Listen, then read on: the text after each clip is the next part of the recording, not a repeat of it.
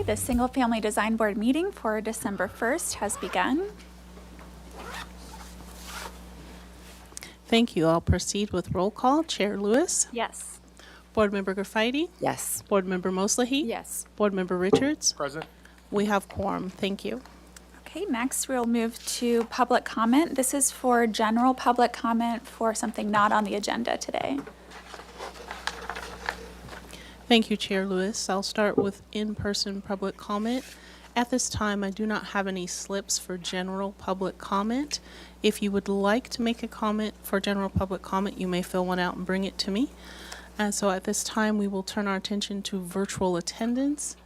And I do not have any hands raised for general public comment virtually. And we did not receive any written correspondence for general public comment. So with that, I will turn it back over to you, Chair Lewis. Thank you. Next is approval of the minutes from the full board meeting on November 17th. I was absent for that, so if someone would like to review and or make a motion.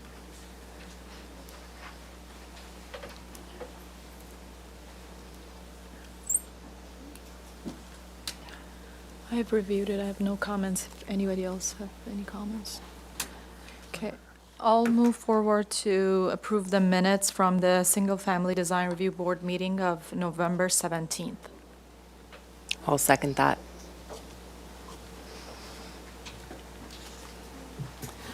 Thank you. We will take a vote. Board Member Graffiti. Yes. Board Member Richards. Abstain. Board Member Moslahy. Yes. Chair Lewis. Abstain. Abstain. Okay. Motion passes. Can we vote if Don't we're know not if there? We can do that. We need three for quorum. I know. What? Oh, yes, an abstention from the vote still counts towards quorum. Okay, great. Yeah. Okay. Okay. Next is approval of the minutes from the consent meeting on November 17th. It's me. I've reviewed that. Can we go through quickly? But I've reviewed that. I don't think I have any comments. Let's move forward, please. Yes. Okay. I'll go ahead and approve the minutes for the Single Family Design Review Board consent meeting of November 17th. Second? Okay, we will take a vote. Board Member Richards. Yes. Board Member Graffiti. Yes. Board Member Moslahy. Yes. Chair Lewis. Yes. Motion passes. Okay. Next is ratification of the action taken on the consent calendar today, December 1st. Great, thank you, Chair Lewis. The items today on consent were published on today's agenda, so I'm just going to be reading off of that. Item 1, 1260 North Ridge Road was granted final approval. Item 2 for 17 Lolita Lane was granted project design approval and final approval. And item 3, 3003 Calle Noguera was continued to the staff hearing officer with comments. And that's it. Okay, I'll move to ratify the actions taken at the consent calendar on December 1st. I'll second that. I don't know if you need a second. Yes. Okay, we will take a vote. Chair Lewis. Yes. Board Member Graffiti. Yes. Board Member Moslahy. Yes. Board Member Richards. Yes. Motion passes. Okay, next we have announcements, future agenda items, appeals. Yeah, I think I just have repeat comments from the last hearing. Again, for 3139C Cliff, that project was appealed, and it's going to be at the Planning Commission on December the 18th at 1 p.m. I think we're still looking for a final letter from the board or having a board member attend, but feel free to send me an email. I think I sent something about that last week. My second announcement is that the vacancy, Chair Lewis is going to be departing our board, and so we're going to have an open vacancy, and City Council is actually making their appointment today. So I don't know the news, but it's happening. So we'll be able to update you as soon as we know. And that's it for staff announcements. Okay, perfect. So our first item here today is a new item here for concept review, 45 Las Alturas. Proposal, oh, actually, Steph, do you want to read? Great. Sure. 45 Los Alturas Circle. It's here for a conceptual review. Proposal for a new backyard pickleball court with a gravel path leading from the home to the court.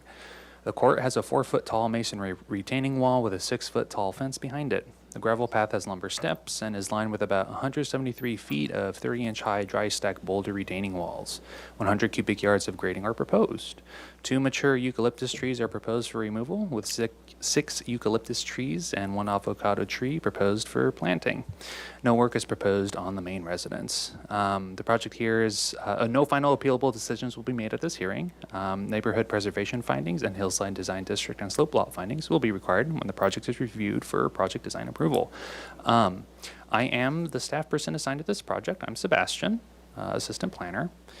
And this project is just here for conceptual review. It's been through 1 round of review. There's some corrections that are needed. I did review this for SFDB compliance with the tree replacement, and they're providing enough replacement for the trees proposed for removal. And we're here for very broad comments on the site, location, and general design of the overall project to give the opportunity for the project to be redesigned as needed. And with that, I'll hand it over to you, Chair Lewis. Great. And as a general note, based on the number of public comment that we received, I think it might be helpful of what's in our purview from the board. My understanding is that a pickleball court is allowed in zoning, and so our purview is the design aesthetic, thank you, and or location on the site. Is that correct? Yes, that is correct. So the fact that we're even having this project in front of the full board today means that a pickleball court is allowed in this zone for this property, similar to a pool or to a tennis court. So the board's purview today is just over the location of the court itself, and also if it shows compliance with the neighborhood preservation findings and the hillside design district and slope lot findings. Yeah, I think you have it correct, Chair Lewis. And I think then that, based on the number of comment, and we'll get into this when it's time for public comment as well, but whether or not a pickleball court should be allowed or not, that will be for city council to decide. So I definitely think the feedback given here today that there's enough residents who have feelings about that, and I just want you to know which board would be the one that would have purview to decide whether or not a pickleball court should be allowed on the property. But if there's feedback around Yeah, and other things in our purview. Yeah, once it gets to public comment, I definitely think once you get up here, we'll give a little bit more clarity on what would be helpful to hear during public comment. yeah, and another helpful note is that I'm also here for questions after the hearing. I don't think we're going to have all these questions hashed out, especially for land use decisions. I think that's the difference between city council and what we have here today. It's not a question of land use. It's a question of if it will fit into the neighborhood. So land use questions, I can connect you to the right people. And so my email is here on the agenda. You can also come up and talk to me after the hearing. So thank you. Great. So with that, if the applicant can come forward, you will have 15 minutes to present. And if you can state your name for the record once you're sitting. Okay. Yeah.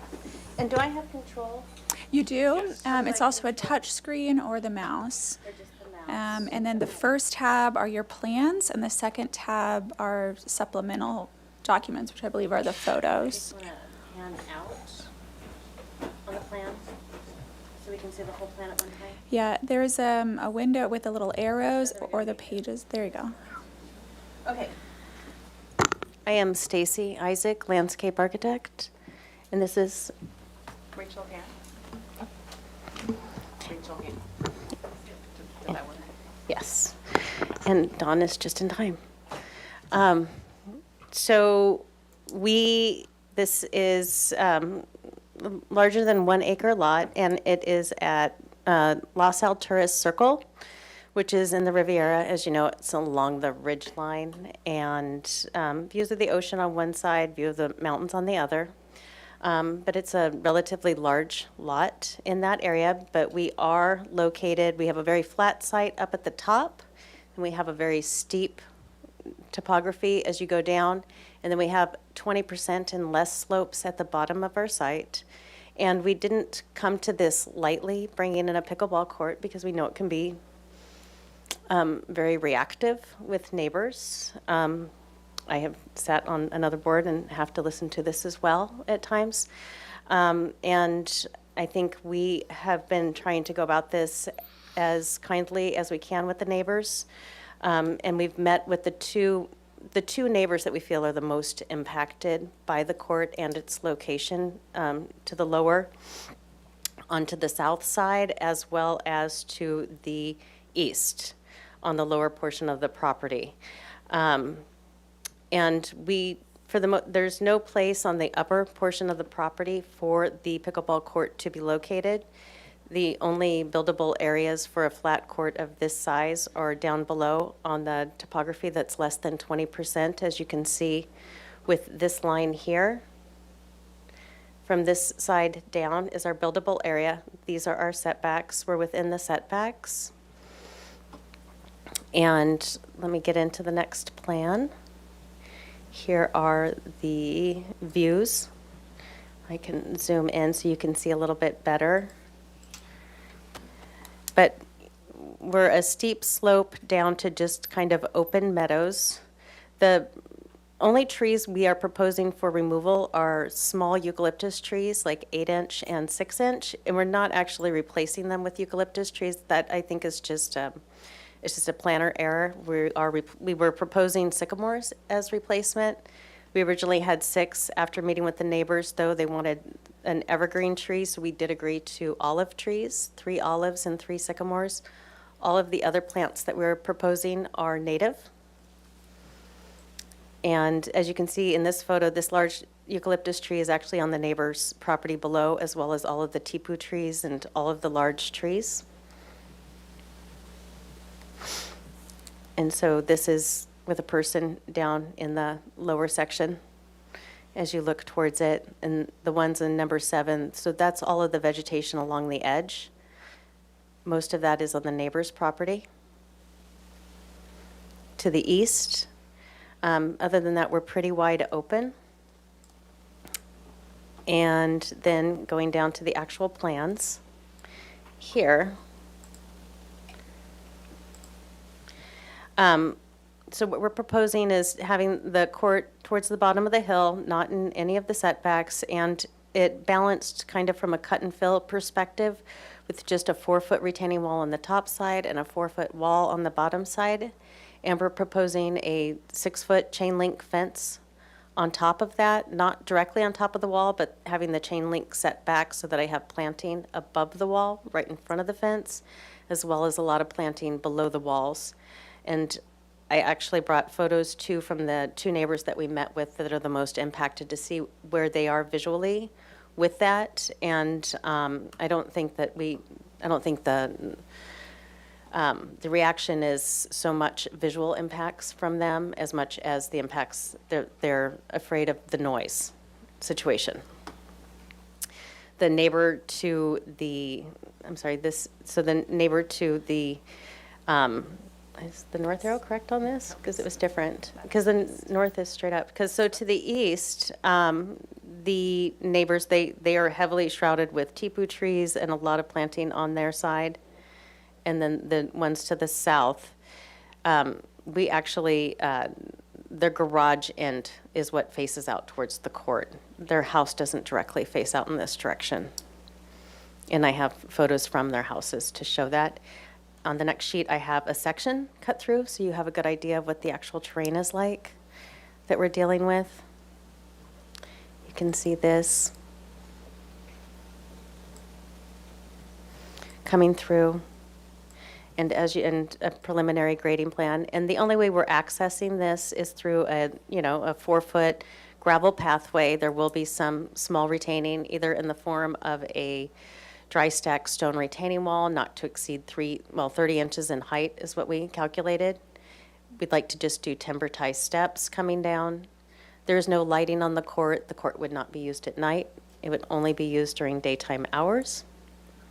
And we have put in, as you can see too on the section, fencing, and with the chain link fencing, we would also put vines on top of it, so it goes completely green with a lot of planting around. And since we submitted this, we originally had 6 sycamores, but the ones to the south are going to be olive trees now, and I have that on an updated plan with us.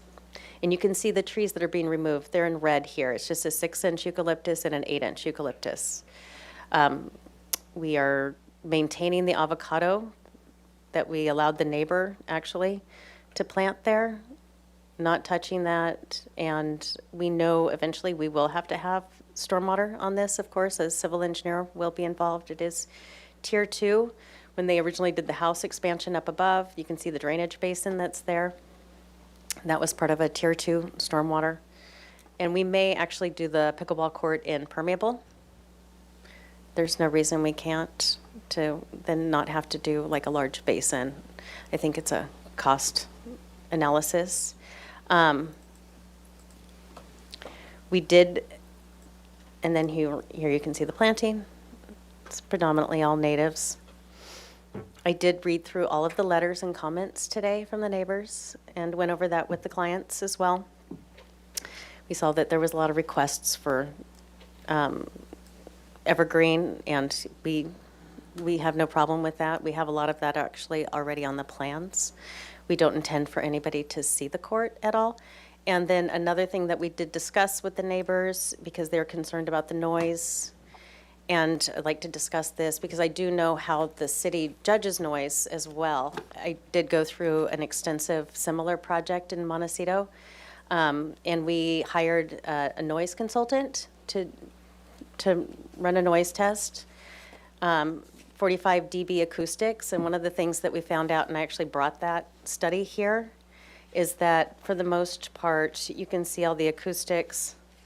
They're pretty concentrated to just the court area. And how noise is measured for a pickleball court, you can see through this. This is from the Montecito project. How noise is measured on a court is not, they want usually a 64 dBA at the property line is sort of the restraint to that, but they measure it not on a single moment, but over a 24-hour time period. So it's not measured, like, for instance, pool equipment, why it's so onerous, is that it's continuous. It goes for much longer points of time. Pickleball courts are used intermittently. They're used for maybe an hour a day. And for instance, the head of MBAR also sent me a bunch of literature at first before when I went before that board for this previous pickleball court, but like the person who submitted the noise study today, that is for municipal courts. That is for multiple courts where people play multiple people over like an 8 to 10 hour time period. That is a far greater noise nuisance than a singular residential pickleball court. Also too, and just knowing how, and I also looked at the noise ordinance for the city of Santa Barbara. There is nothing precluding a court of any type. People say, oh, well, it's much more onerous than a tennis court, and I'm like, no, not actually. Tennis court, you have a lot of people grunting and yelling while they play. Pickleball, people don't do that as much. I mean, I've been to a lot of pickleball courts. I also live near one. If we could please keep it quiet. I know we're Yes. having fun, but I know. Thank you. But there is nothing, I didn't see any legal restrictions prior to even engaging in any of this. I did take it to the city to ask if it was allowable in our zoning and an acceptable use, and every indicator that I got said yes. So we're not asking for anything outside of the ordinary. And then also to precedents. Is it compatible with the neighborhood use? Here is a recent aerial photo. The two in purple are in the same neighborhood, recent pickleball courts built. Yep, that's the project site right there. if we could please keep public comment at a minimum. You can see there's one on Los Alturas Road and one on Mission Ridge. Excuse me. No public comment right now. You will have a chance to have public comment later. Okay. Thank you. Yes. And then also too, here are the views from the two most adjacent addresses that are the most impacted.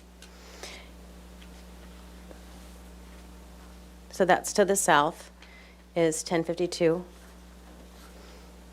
And you can see like, we did actually stake too where the pickleball court would go in pink stakes so that we could review it with both of them, both parties. And then also too on Camino Alto as well. You can see the pink stake there way at one corner, yes. The You rest have can't 1 see. minute remaining. Yes. Thank you. And then also too, to mitigate noise, we did suggest that we would be willing, only if the city makes us, we could put in an acoustic wrap on the fence as well. And that reduces the noise by 32 dBA. That's it. Okay, Yes. Thank you. I'm going to pass. And the owners will be calling in as well for public comment. They are in New York right now. Oh, I'd like to say one more thing, though, about the fact that, yes, they live in this house 4 months out of the year right now. It is their intention to live here full-time eventually. They do have it as a long-term rental 4 months out of the year, and 4 months out of the year it sits empty. Thank you. All right, we will move to public comment. As a reminder, it'd be most helpful to speak on what is within our purview, which is the design appropriateness and compatibility of the design in the neighborhood. And then within our purview are good neighbor guidelines, which do include noise, if you have access to our guidelines. 75 in outlines what's within the purview of the noise guidelines. Anything else staff wants to add of what would be most helpful?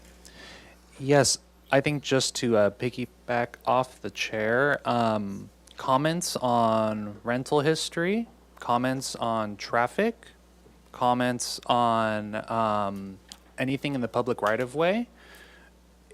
There's nothing that we can do about it in this hearing or by this board. There's nothing that the board can, a motion that they can make that they can include any caveats about parking, about traffic, or about rental and what the house can be used for. So if you do have those comments, you're more than welcome to share them. I know I already saw them in the public comment, but since you only have 2 minutes to speak, again, just focusing on the design aspects, the noise, since that is within the purview of the board, would be the most helpful and the most productive for this hearing. And with that, I'll hand it back over to the chair. Thank you. The only other thing that I'll add is there will be no action taken today at our board. They're just comments given, and then at another point, they'll come back to the board to present. And then the last thing I'll say is that we have read through all 18 of the public comments that we received for this item. So again, you're welcome to speak on them, but it's probably in your best interest to add something else. Okay. Thank you, Chair Lewis. I'll start with in-person public comment.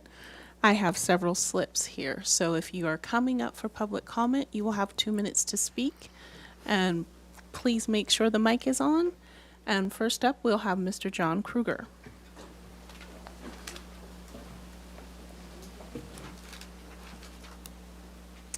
I'm John Kruger, 1052 Los Alturas Road, and live right next door to the proposed court, and definitely opposed.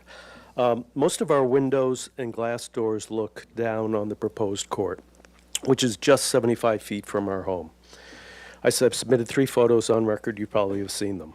Our windows are open 9 months out of the year. When opened, half of them angle directly towards the proposed court, potentially funneling in this amphitheater setting that disturbing ping sound right into our 2-story home. I believe the 6-foot-high fence and walls, which I learned today, maybe walls only on 2 sides. For sure, I think a wall on our side also is appropriate, is inadequate to mitigate the disruptive sound. I asked the Single Family Review Board to request an acoustical study using modern standards and best practices by an acoustical engineer with experience in psychological acoustics and signal analysis prior to final determination. The poisonous tall weed Prada Madera grows between the proposed court and our home. I request the drawings reflect removal of those plants and replacement with non-deciduous shrubs for total concealment of the court wall fence from our outside walkways, in addition to total concealment when viewed from inside our home. And as the applicant's representative mentioned today, they're still holding, they prefer sycamore trees. Sycamore trees are deciduous, so I don't see how that's going to give us cover. I ask the Single Family Design Review Board to request a drone review prior to final determination. Court and pathway lighting is not shown on the drawings. I ask the Single Family Design Board to set the condition on record that the court and pathway lighting be denied if requested in the future. Lastly, I ask the Single Family Design Board to continue reviewing the pickleball proposal by the entire board rather than just staff Thank you. You have through time. the concept review, project design approval phases. Thank you very much. Thank you. Next, we have Janet Kruger.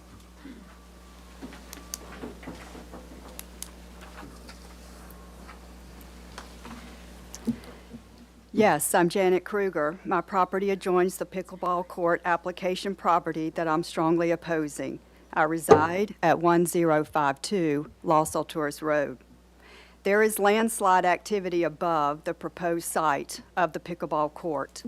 The court's placement is at the bottom of the direct path of excess water flow. Is the soil suitable for the foundation of the court site and pathway? If our home site soil is Rincon shale, does grading and altering the slope for the pathway and court pose a threat to this unstable hillside? I do request an investigation by a geological and survey. I'm reminded as I check my mail and enter and leave my driveway of the sliding house that the city removed at 1037 Los Alturas Road. Given that wet soil movement is a known hazard in the shale formation and the application site is compromised, my concerns regarding the pickleball court in an area prone to soil movement within the shale formation, if that's best land use. Backyard pickleball court is not consistent with the character of this neighborhood because we have green space and present with wildlife corridors and chirping birds. We have gardens where there are herbs and vegetables, flowers and succulents. We have nature paths, some with benches for sitting on to enjoy the sounds of nature. Some backyards have features for the soothing sound of water. Our backyard environment is positively associated with a sense of calm. Pickleball is boisterous, noise-producing activity. This type of noise is out of character for this neighborhood.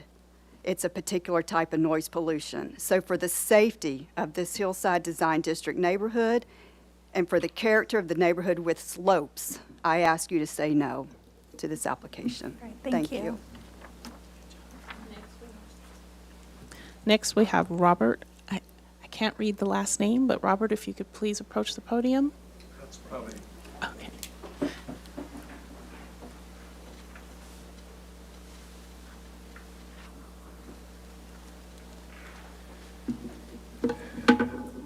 My name is Robert Wenger. I'm here with my wife, and we are avid pickleball players. We like pickleball, and the city is fortunate that the pickleball courts are, for the city municipal courts are located in a place next to the 101 in an area where there's no one really, there's no residents around it. It is not true that noise is a big issue, and it's not just an issue for Santa Barbara. It is a big issue all over the country. This is a big issue for because of the pop sound. I was a tennis player. It is not the same noise. It is an annoying noise unless you happen to be playing. And jurisdictions all over the country are struggling with this issue of what to do. Just recently, there was an article in the Los Angeles Times about the fact that Carmel by the Sea essentially just said, we are banning municipal pickleball courts because of the noise issue. So the suggestion that was made that somehow the noise issue is something that could be easily dealt with is just not true. If it was true, then jurisdictions all over the country would have come up with solutions. That is not the case. So it seems to me that basically you need to do a very comprehensive study of the noise. And most jurisdictions also that are allowing pickleball courts are requiring much further setbacks than 75 feet because of it, to help mitigate against the noise. To put up chain link fence, that's not going to get it done. You need different type of technology. People are exploring ways to have different balls and rackets. And so it seems to me this issue should be tabled until there's more work done to basically say we can do it, we can put in pickleball so the noise level is acceptable for the community. Thank you. You're at time. Next up is Kevin Newman. Kevin had to leave. Oh, he did. Okay. So next we'll have Maureen Fitzpatrick. Please approach the podium.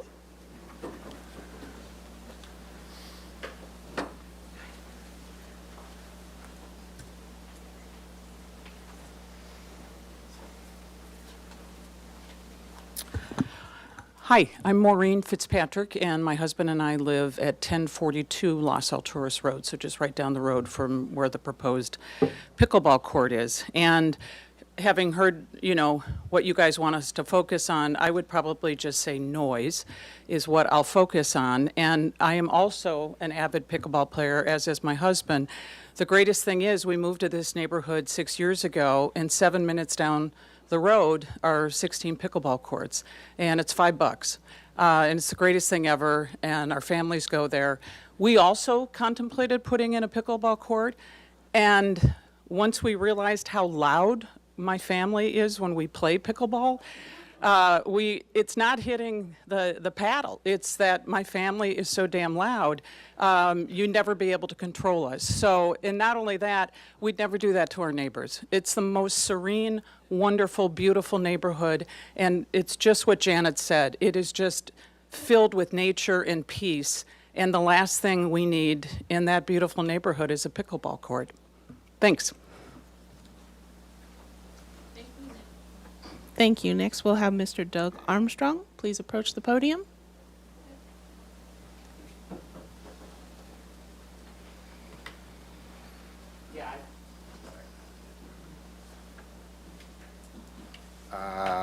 My name is Doug Armstrong, Maureen's husband. So we're at the end of the private road and just a few houses down from the proposed pickleball court. Again, it's really just noise more than anything else, I think, would be the consideration. So I think the option of some sort of sound absorbing walls or padding on the chain link fence would be a minimum. Ideally, it would probably be something more like masonry walls to block noise, or maybe directed upwards rather than out at all the neighborhood houses, because it is a very noisy sport, even if it's just one court, because you have the noise of the ball and the noises of enthusiastic players. So it really would make a negative impact on our very peaceful and quiet neighborhood. Thanks. Thank you. Thank you. Carolyn Vaught.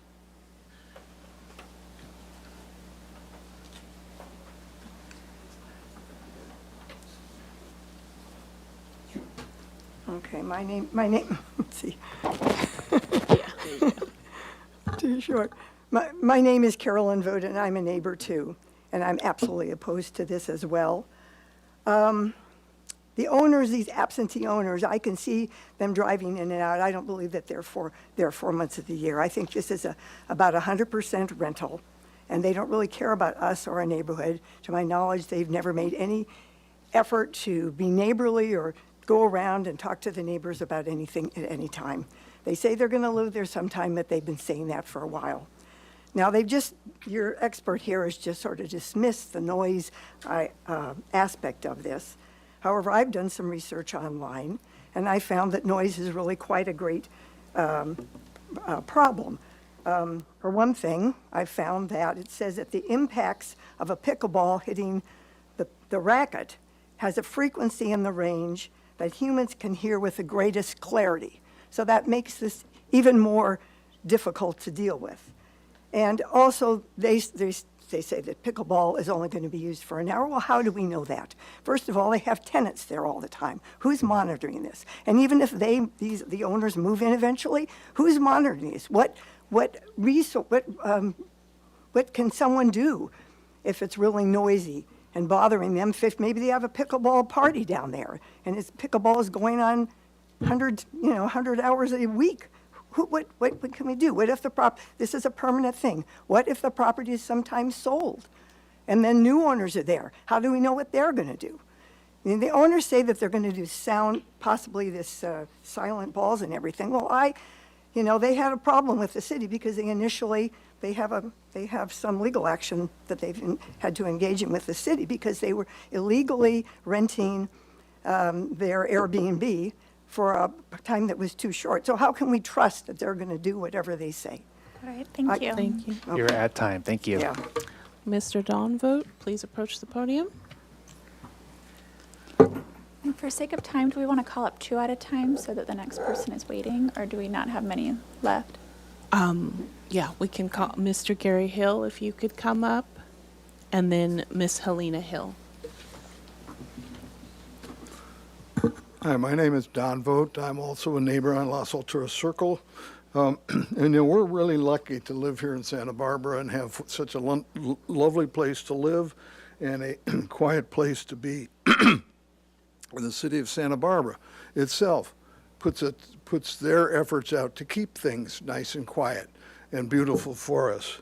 And even this panel seeking compatibility of structures, et cetera, within the neighborhood, recognizing the applicable sections of the Santa Barbara Municipal Code. So here's what they have to abide by. Section 9.16.010 states, it is unlawful for any person to make, cause, or suffer to permit to be made or caused upon any premises owned, occupied, or controlled by said person in the city any noises or sounds which cause annoyance or discomfort to persons of ordinary sensitivity or which disturb the peace and quiet of any neighborhood. Then further, Section 9.16.030 limits permissible noise to noises audible no more than 50 feet from the source or noises that do not penetrate beyond the boundaries of the premises where they are created. If you think you can do all of that with a pickleball court and sound attenuation, more power to you, but it isn't going to work. And this is a permanent thing in our neighborhood. Once it's built, it ain't coming out. We're going to have to put up with it forever, no matter who's there and no matter who's paying attention to what kind of sound. Sound goes up. Look at the Kruger's house is above this court. That's where all the sound is going to end up going. I totally and emphatically am against putting this permanent court in our neighborhood. Thank you. Thank you. Thank you. Mr. Gary Hill?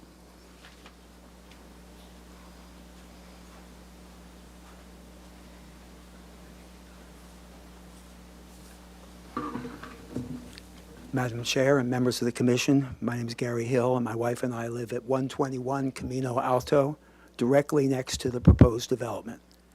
We have submitted into the record a number of evidence-based reports from professional societies and recognized experts discussing the annoying nature of pickleball sound and the appropriate setback to abate that impact.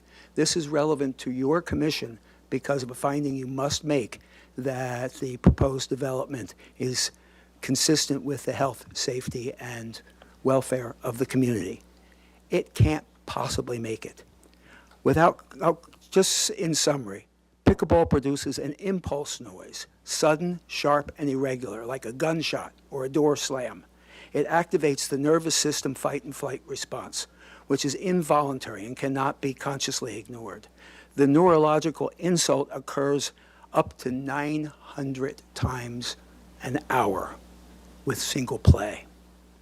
Prolonged exposure results to documented psychological distress and physiological harm. To protect the neighbors from this impact requires that courts have a setback of an adequate distance from residential housing. All secondary noise abatement methods are insufficient if the setback is not there. In the present proposal, the setback is 15 feet from our property line. No report that we've submitted and no report we have found has suggested that even a 100-foot setback is reasonable for a pickleball court. The proposed project here will directly violate the code sections which you've just heard, which make it unlawful for a person to cause or permit any sound which causes discomfort. This is not a question of decibels. All right, This is thank not. you. You're at time. Thank you. And you've got the idea. Thanks. Thank you. Ms. Hill?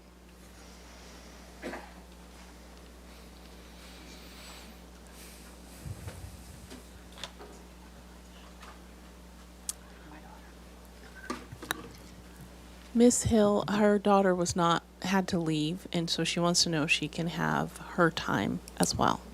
No, they need to be present here, is what we've done in the past. Okay. They can pool time together if people present want to pool time together. She's here. Oh, you're here. Okay. If you're here, you can pool time together. Thank you. I get Yeah. 4 minutes. Great. Okay. So you have 4 minutes. Thank you. Good afternoon, members of the Santa Barbara Single Planning Review Board. My name is Helena Hill. I live at 121 Camino Alto. I am speaking to you with very strong opposition to the proposed pickleball court. Our home is directly below the hillside of 45 Las Alturas Court Circle and directly next door to the proposed pickleball court. Our living room, which is the main entrance to our house, not our front door, looks directly out at the pickleball court. The living room is where my husband and I meditate, and it's approximately 70 feet from the corner of the pickleball court. I'm a watercolor artist and a writer, and my painting and writing studio windows look out directly on the pickleball court. We leave our windows open, and even when closed, our windows are single pane, and our home was built before the code changes requiring double-paned windows. We are very concerned about noise. We've lived in our home for over 25 years.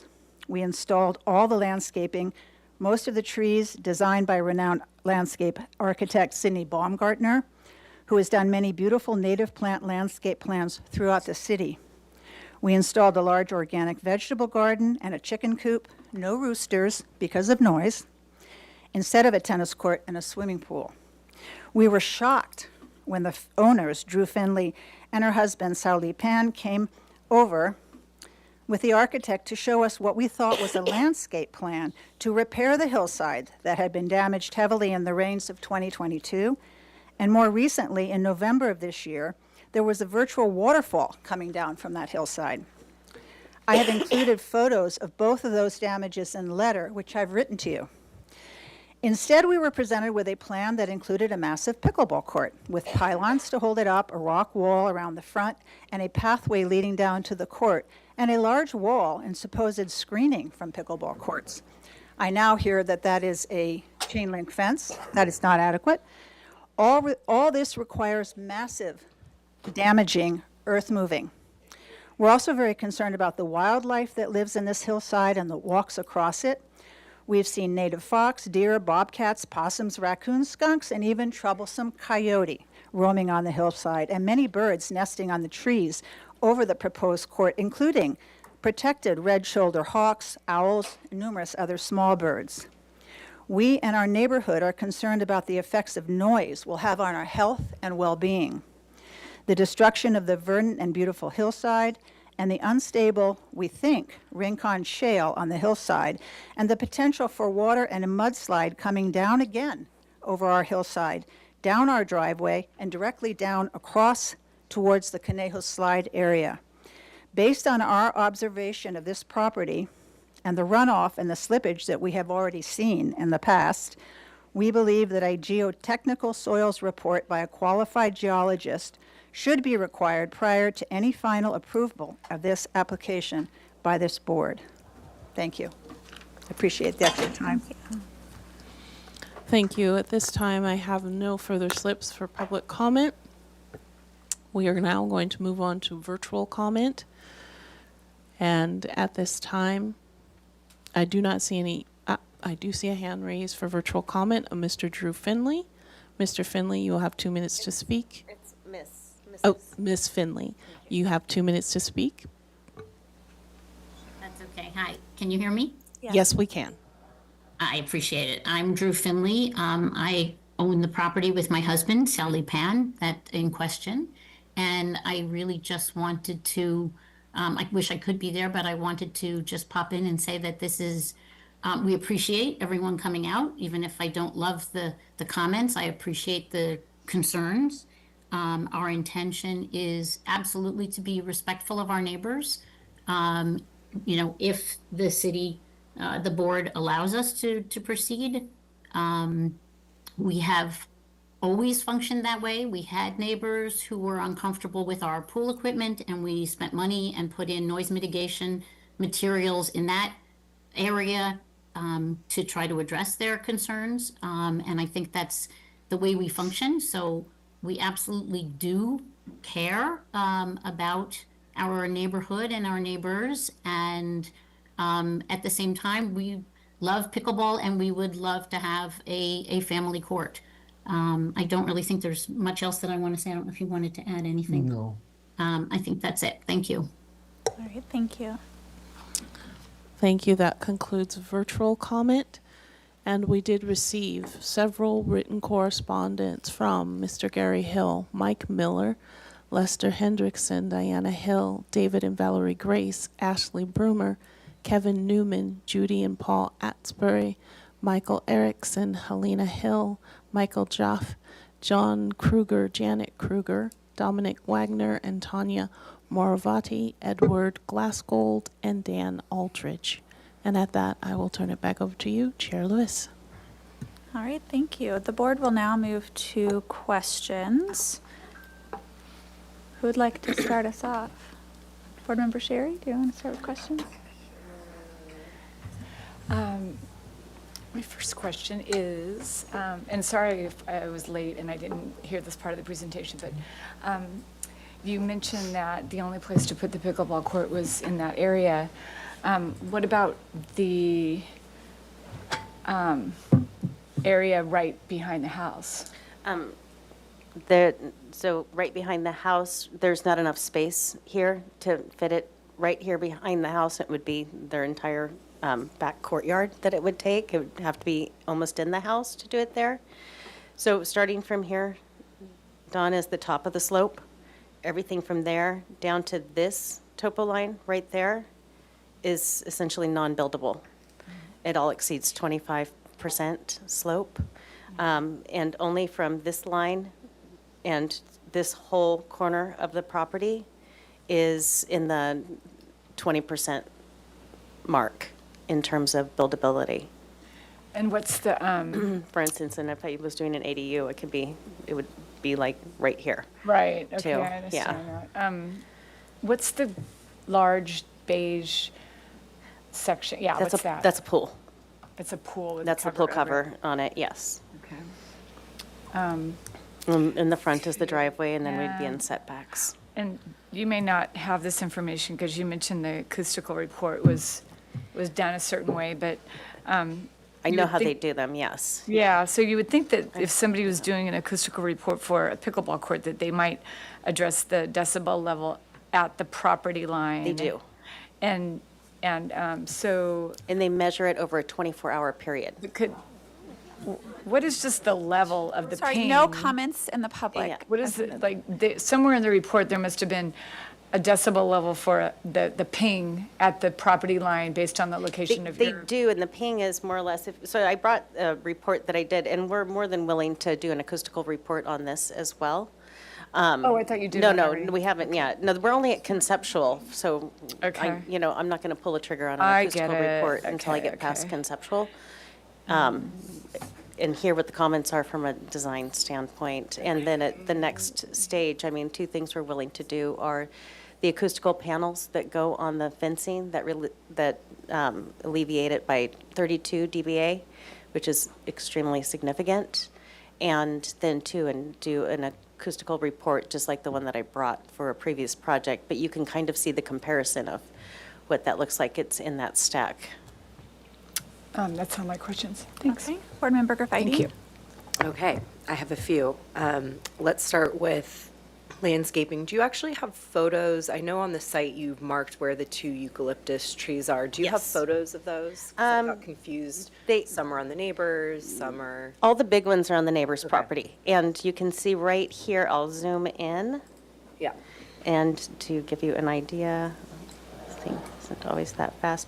See these 2 right here? That's a 6, wait, hold on. Is it a 6-inch and an 8-inch? And they're very insignificant. I mean, for, a eucalyptus, there's a photo of them. An 8 and an 8, and then photo. So, yeah, they're pretty, in the land of eucalyptus, they're pretty insignificant. Right, okay. And, extremely fast-growing, and I would never plant another one. Right. Ever. So, and then Yeah, you they're mentioned. right there. Oh, okay. Yeah, Okay. yeah, squint. Okay, got it. Yes. Going back to your tree plan, it looks like I know there's 3 olives proposed. Can you point those out? Those would be where I show these 3 sycamores. So Right. we've already changed the plan, but we couldn't resubmit it Okay, to show that's you fine. the Okay. olives. But they would be on this side where the neighbors have requested evergreen. Okay. And on this side, they have significant screening on their side. Already. With the tipus and everything. Okay. Yeah. Okay. Understood. I think there was a question about that in public comment, so good to have clarification. Yes. Okay, let's move on from And that would be the only landscaping. non-native planting that we would do, are olive trees. Everything else is native. Okay, great. Can you go back over, I know there's some questions that came up around the walls, and they thought there were 4 walls, and then maybe now 2. So can you Yeah, cover? so I can, and there's 4 walls. I can clarify that, absolutely. Here you can see the preliminary grading plan. Yes, so in the wall, and also to the section, this back wall is 4 feet high, and then it comes down, and then the lower wall is also 4 feet high. And, we would keep this at the same plane at the 739 coming across. So it would, and, here's the halfway point at which it switches from retaining to holding. Okay. So we have an even cut-fill balance, more or less. Okay. I mean, we still have to take out soils just because of the depth of doing a court. And if we go permeable, I have to do more grading. Great. Which reminds me of another question. I know you'll eventually, if you move through our board, would stormwater and go through all the Yes. full city process and engineering. Correct. Is a geotechnical report required? No, pickle- not for okay. anything of this insignificance. Okay. No, And let's see what it's else. it's non-habitable. Okay. I think you brought up, permeable. How does a permeable pickleball court affect noise compared to a non-permeable? It doesn't, they're the same, absolutely the same, because so- you would have to put the same plastic Trex over it, and that's not really where the noise comes from. The noise comes from the ball hitting the paddle. Okay.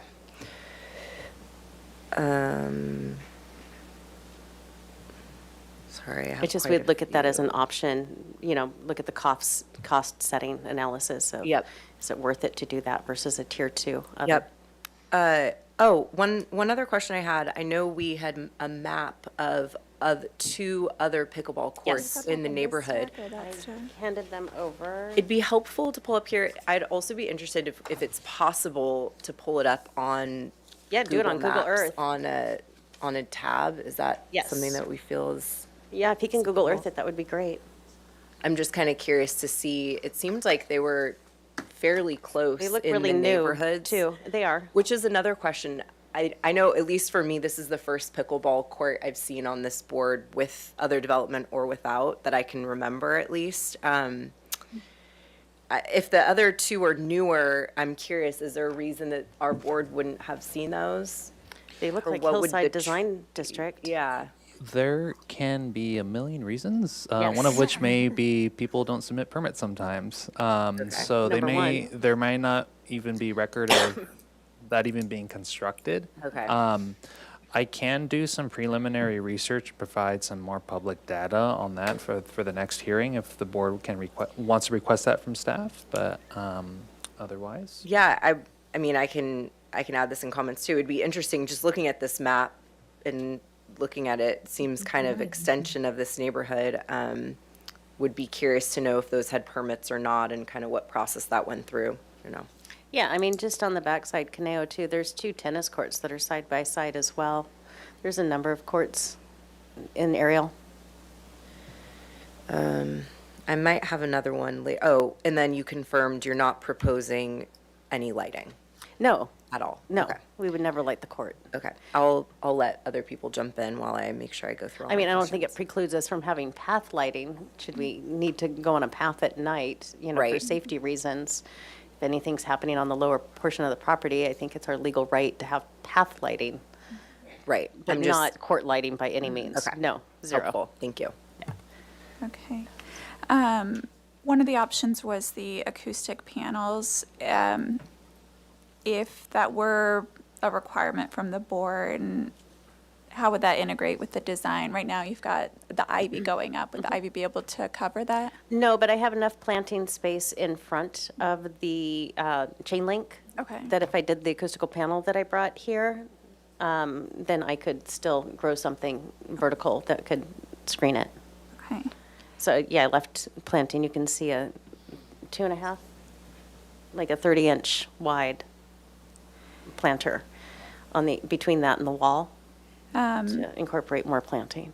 I think one of the things that might be helpful in the study with the acoustic report is the comparison between these acoustic panels and doing a solid wall. I've done that. Great. These are more. These are actually, more. These are, no, these are actually better. Great. Okay. Because when you have more reverberation with a concrete wall, unless you cover it and or put in planting The sound's to some bouncing degree. off of it. Yeah, the sound Okay. actually tracks more with a solid wall versus having a screen and an acoustical panel. Okay. All right. Board Member Mosley? Sure. I think like most of my questions were asked, but just to, I'm curious, you mentioned that the location of the court, because like the part that you guys are putting the court is less than 20% slope, and the part like a little bit towards, I guess it's north, west. If you, I'm zooming in so you can see, because we did note like percentages of slopes. so where it says, oh, that's 57. Have there been any study of if the court is moved, for example, to the north or west, like 10 feet or 20 feet, how much cubic yard of like excavation you need? Or because this part of the site is naturally less percentage, initially it was decided that we're going to build the court there. Well, you're not really supposed to build on slopes greater than 25%. And so that's, and you can see the slope above us is 54%, it's making not it close. And out of the question. Everywhere is 25%. And then below more. this line, it's 25% and below, between 25 and 20%, which is our most buildable area. Also, too, from a cost standpoint as well, I can get away with 2 4-foot walls and an equal cut fill balance Let's see. than trying to build on a very steep slope above. And if you go to the site plan that you have the dimensions to the next parcel, the next buildings, 70 feet and 58 feet. Yes, let me take you to that. Yeah. Absolutely. Just to clarify for everybody that And- how far the court is to the setbacks, and then how far it is to the next neighbors. So this corner of the court is approximately 5 feet from the setback line, and the setback is 15 feet, so just about 20 feet from here if you do a straight shot. But our closest from wall to wall of this house is 70 feet at the closest points, and from corner wall, excuse me, to corner wall is 58 feet on this point. And this is their garage. Okay. And as you mentioned that you have done this noise study for another project. Yes. I'm sure like we're gonna see it if this will move on, and we will have a noise report for this one. But I'm curious if the study considers the frequency and the board of the sound. It's not only like 24 hours, like measuring from the point of the sound, but the frequency of it. Does it include it in that You can look report? at it in that report from previous. Yes, it takes the momentum of the shot at the hardest point out, and it does give a duration. But then if they're putting noise monitoring right on the property line, it's calculated over 24 hours. Like, for instance, that's why noise from here you go. And you can kind of see it in the colors and how it streams out, too. It's more intense right at the point of where racket hits ball. And that's using just standard pickleball racket and ball. Now, the current standard has been updated, that has been reduced, and this report doesn't even reflect that. And so we looked at in 2 areas for that. One that was down lower, we actually got a modification, a front yard setback for that court. We're waiting on it, but it's got approved by MBAR. And we brought them to the site and showed them as well, like it's here versus there, and we do have solid walls here. And talking to the acoustical analysis person, she actually said these are better than a hard surface in terms of noise abatement. Thank you for the explanation. And just a quick question, clarification for the staff. In the municipal code, I think 9.16, I would like to clarify that it says the outdoor sound versus that 45 decibel, I think it's the indoor sound. Correct. And the outdoor, it says cannot exceed 60 decibel as measured. Just for clarification for public comments. Yes, thank you. I am not well versed in the noise ordinance. I don't know it off the top of my head. I can take a look. If you give me a few minutes, I may be able to Not provide for now, just for clarification, but- clarification for moving forward. Just- Sure. I was like curious, what's the point that we should look at? Is it the Okay. later, if we look at the noise report, what are we looking at? I think that was all my questions. Board Member Richards? If we could go back to the plan, I just want to get a better understanding of what's going on with the wall and the heights and where it steps. Sure. So we're retaining 4 feet along the west. I'll zoom in for you to Thanks. take a closer look.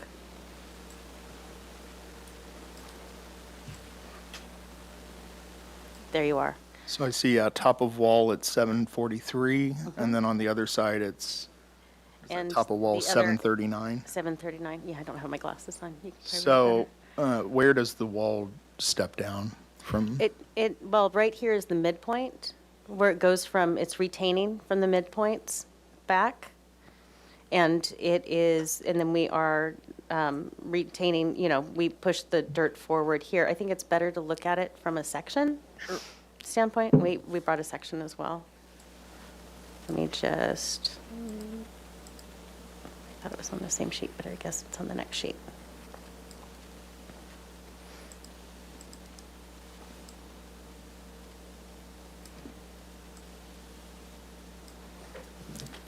And I think you can see much more clearly in a section view here. And we do have some stepping off the back going up into the terrace with just the steps coming in is where we really step the wall. But you can, as you see here, and we put a person in there as well. And there is the 6-foot fence, laid back vines, and then a 4-foot high retaining wall here, and it's a 4-foot wall back on this side. Okay, with a little 2-foot tall fence that wraps that side as well? Or is it just No, it's a wrap? 6-foot all the way around on the fence. Okay. So you'll have 6 feet of height behind you on all sides. Okay. And if we put the acoustic wrap on it, we would plant on the exterior of the fence. And we should have a 30-inch planter there. I think it's hard to see a little bit in our section. Thanks. Yeah, that's all my questions. Yeah. Okay. So you have another tab with supplemental photos. Do you want to walk us through? It's a tab on the screen here. Oh, yeah. The inspiration photos as well. So coming down, we were thinking of a stone wall, this style, to hold back the bank if it's possible, I'd prefer to do tempered ties, but it has to meet current fire code. I don't know if they'll allow me to do a really nice timber tie along the pathway coming down, but the intention is to have gravel. I'd like to do timber tie steps as well. And the court we would do a dark green, light green. We wouldn't do the blue that you see everywhere now. We would rather use the farrow and ball palette on it. And the vine we're proposing is, that's the only other thing that's not native, just because it grows better, Roycissus, the evergreen grape, because it takes out a chain link like it's nobody's business. And then olives and sycamores. I mean, it's a pretty simple design. It's meant to be kind of more nestled too. I mean, we tried to balance it so you don't really, we're not trying to be visible. Mm-hmm. All right, the board will move to comments now, and as a general comment, I just want to reiterate that to prevent pickleball courts from being installed is a city council ordinance issue, and I recommend the neighbors taking it up with city council. I think for our purview, the design seems in keeping with a good palette and is significantly screened with landscaping. From a noise guideline, our guidelines are very minimal here when it comes to noise, and it is basically saying to orient as best as possible away from neighbors, and I think you went wherever you can build right up against there. And then it says to retain or add walls that act as noise buffers. So I do think that the acoustic panels will be required. I think one of the things that I would be interested in, I'm curious from other board members, is a look with the city of which pickleball courts have been recently permitted and their distance from neighbors, and that if you're proposing something closer than that, then an acoustic report then that would be my recommendation. We'll be curious to hear from other board members. And I think that can be outside of your exact neighborhood, because it's just an understanding of what is allowable noise within the city. The design is really what we're looking at in terms of neighborhood compatibility. Board Member Sherry. Thank you, Chair Lewis. I'm glad you read the guidelines, because I'm struggling with them, as I always do with that finding that we have to make about health, safety, and welfare. And everything you read about pickleball courts talks about how invasive they are from a noise pollution standpoint. And so that's a finding that is the only finding that I'm having an issue with for this project. So the only way that I could make that finding and vote in favor of this project, because it is in our, I imagine it's going to be still in our findings, and they're not changing in the We've next, requested that. they are changing a little bit from what I understand, but not with this regard. So I think the way that I could support it is if the noise report came back with that you couldn't hear it from the property line with the noise panels. And couldn't hear it at all, or under a certain decibel? The guidelines say under a certain decibel. That's the municipal code, but municipal. not the findings that we have to make. That's what I'm struggling with. Because it says orient active outdoor areas away from neighbors, which you can't do, which means you're not meeting that finding. Well, I think you should take into account the size of the site. Yeah, I know, and it's just like, unfortunately, the only place you can put it is, it's closer to two neighbors than it is to the property owner's house. It's closer to both neighbors than to their house, which is. Sorry, we're in comments. So, so that's, I'm just telling you my struggle. It says avoid, which means we're not required to, but it says avoid placing noise sources at the sides of small lots or near neighboring windows of frequently used rooms, which we already know exist. And then retain or add walls that act as noise buffers. So if you could prove that the acoustic report effectively diminishes the noise level of that ping at the property line with the acoustical wrap, that sounds like a good approach, and that would be the way that I could, that would be the way I could make that finding. I'm curious from a decibel standpoint, so the next item in the noise guidelines is about what the requirement is for equipment. Right. And so it's saying that not to exceed 60 decibels at Right, the but property that's, line. but that's a equipment that's running continuously, and it's not the ping of the ball, and, which is particularly annoying, and high-pitched, and so I think it's something that we shouldn't take lightly, because 60 decibels, we wouldn't even come close to considering a pickleball ping that was 60 decibels all the time. I think that equipment running on a regular basis is where the 60 decibel applies to. It doesn't apply to a high-pitched ping. And so that's my struggle right now. Board Member Graffiti? Quick question for staff. Do you know of any new amendments in our guidelines or other similar boards? Because to Vice Chair Sherry's point about the decibels, seems like that's more referencing pool equipment or maybe other mechanical and not something of this nature. That's correct. So the guidelines, as you duly noted and observed, are mainly created for mechanical equipment. And I do want to clarify that decibel frequency and decibel are two different things, and that the frequency of mechanical equipment is lower, even though the decibel could be higher. Yeah. So I think that might be something that an acoustical report could clarify with more of an expert opinion on that and what the impacts of that would exactly be. It's something I can't comment on. I just know that they're different. But this is the first time I've seen a pickleball court come into, in my knowledge, come into discretionary review. Staff can definitely provide a little bit more feedback and research on other court approvals. It sounds like there was a municipal court approved down the road with pickleball, so I wonder what that approval process was like. It's unknown to me.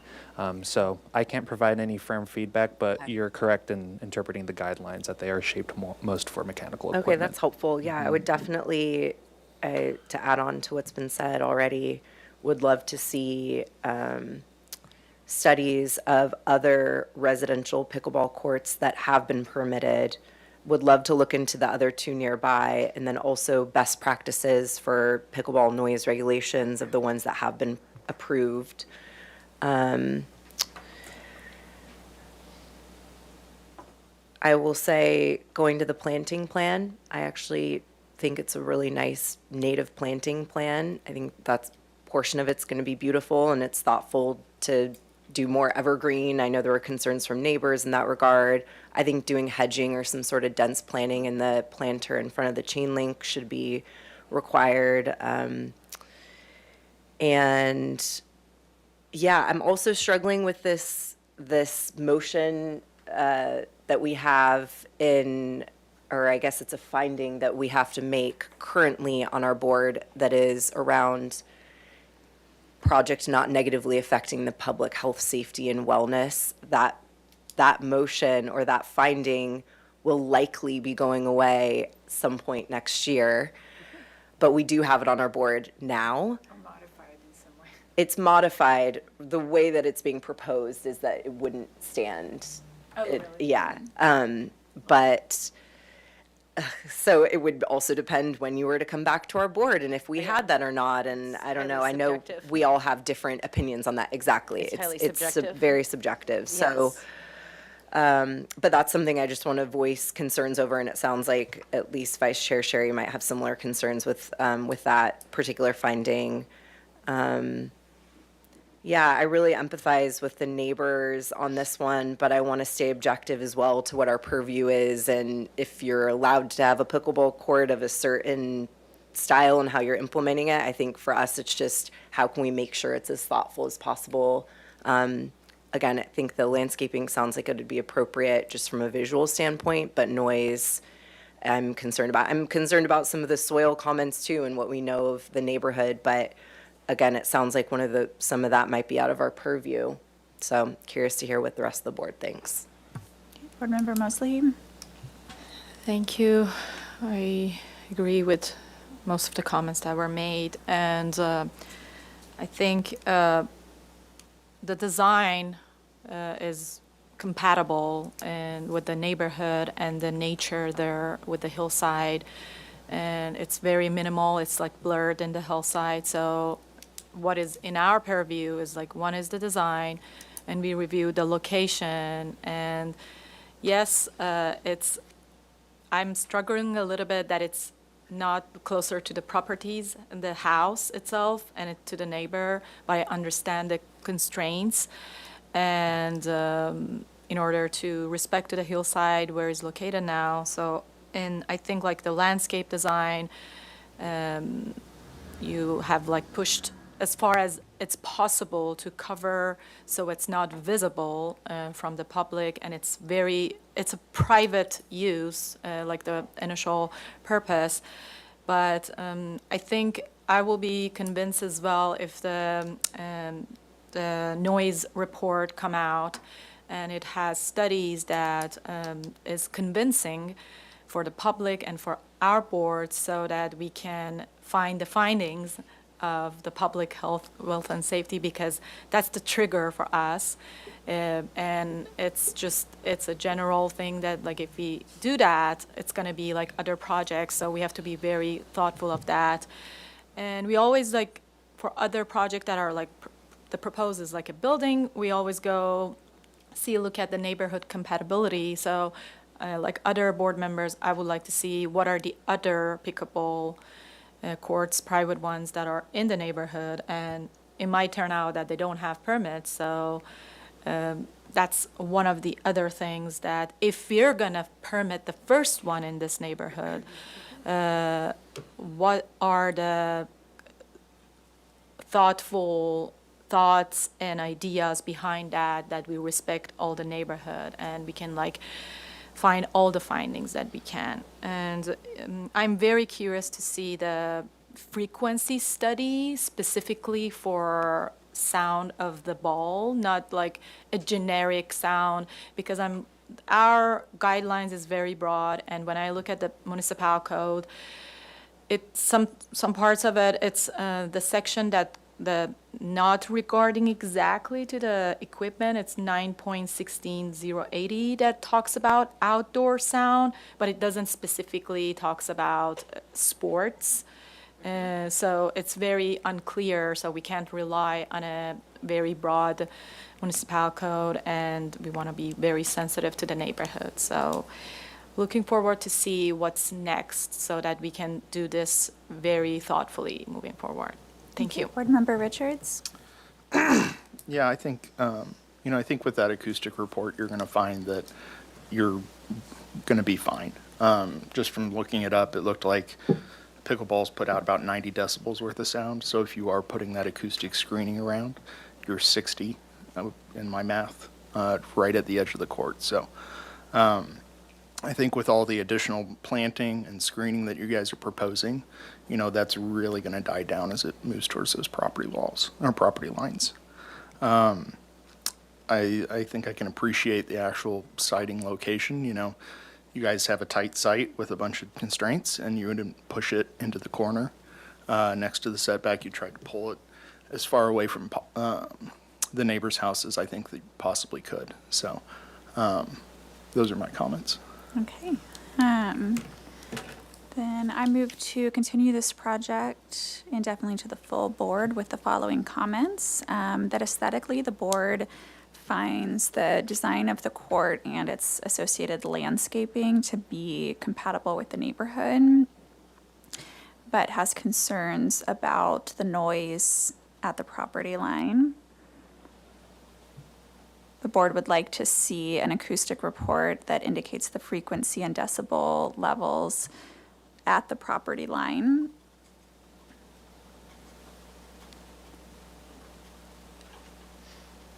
The board would like acoustic panels and/or other sound screening surrounding the pickleball court with screening planting as discussed.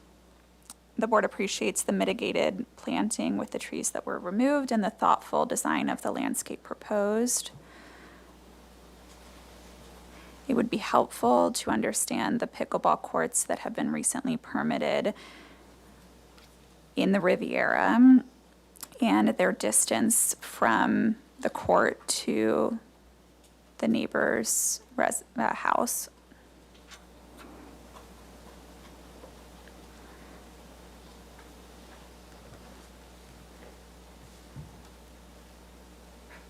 Maybe other like noise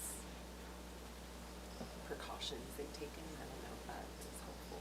Best practices. Sure, okay. In that same statement, so the distance from the court to the residences and if any noise buffers were provided.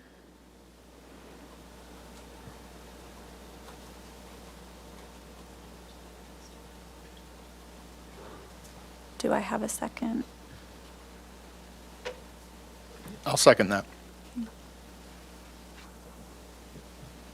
Okay, we will take a vote. Board Member Moslehy? Yes. Board Member Graffiti? Yes. Board Member Richards? Yes. Chair Lewis? Yes. Vice Chair Sherry? Yes.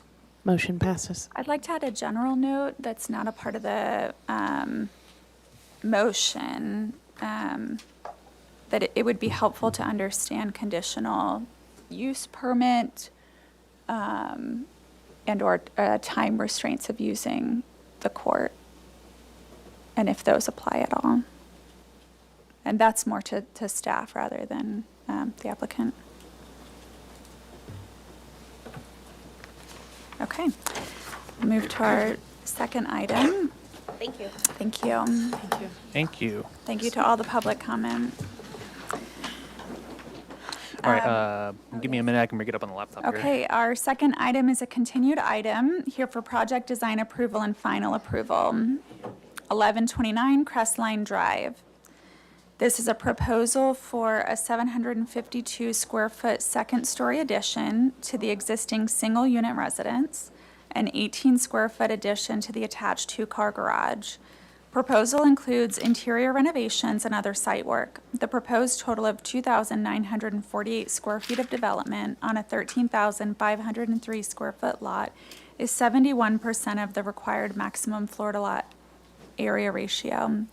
Project received approval of front and interior setback modifications by the staff hearing officer on October 15th to allow a portion of the garage within the front setback and a portion of the existing residence to remain with the interior setback, combined with the potential for substantial redevelopment. This project was last heard on August 25th. Are there any staff comments for this item? I don't have any on me. The case planner for this project is Carly Ernest. I think she's still here. I'm seeing if she can come down, but at this time, no. Okay, well, with that, welcome, and you'll have 15 minutes to present. It would be helpful if you can address the old minutes. Those will be on the second tab, and any changes that have occurred between your old plans and your proposed plans. All right.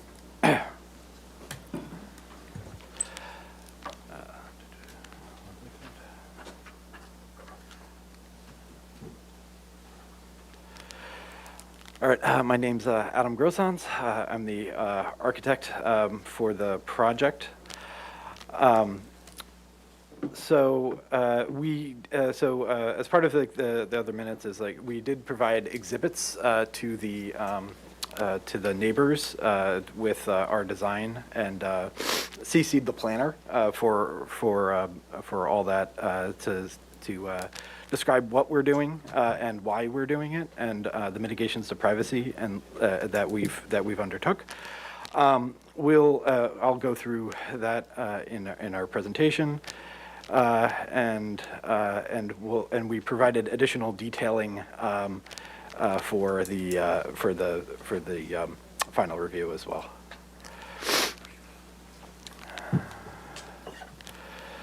So, I don't believe the material board was fully fleshed out with all of the materials provided for the different colors. These keys will be are noted on the elevations for these different materials throughout, and then the two wall materials we have are a budded siding, and then or shiplap siding, and a stucco finish. The stormwater management hasn't changed.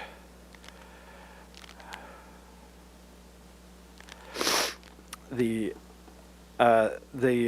site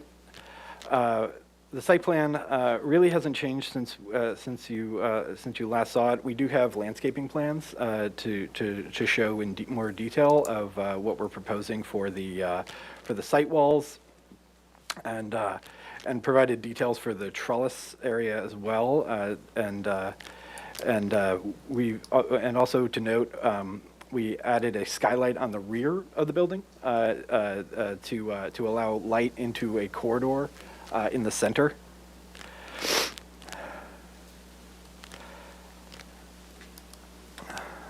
Our site sections with the neighbor's house.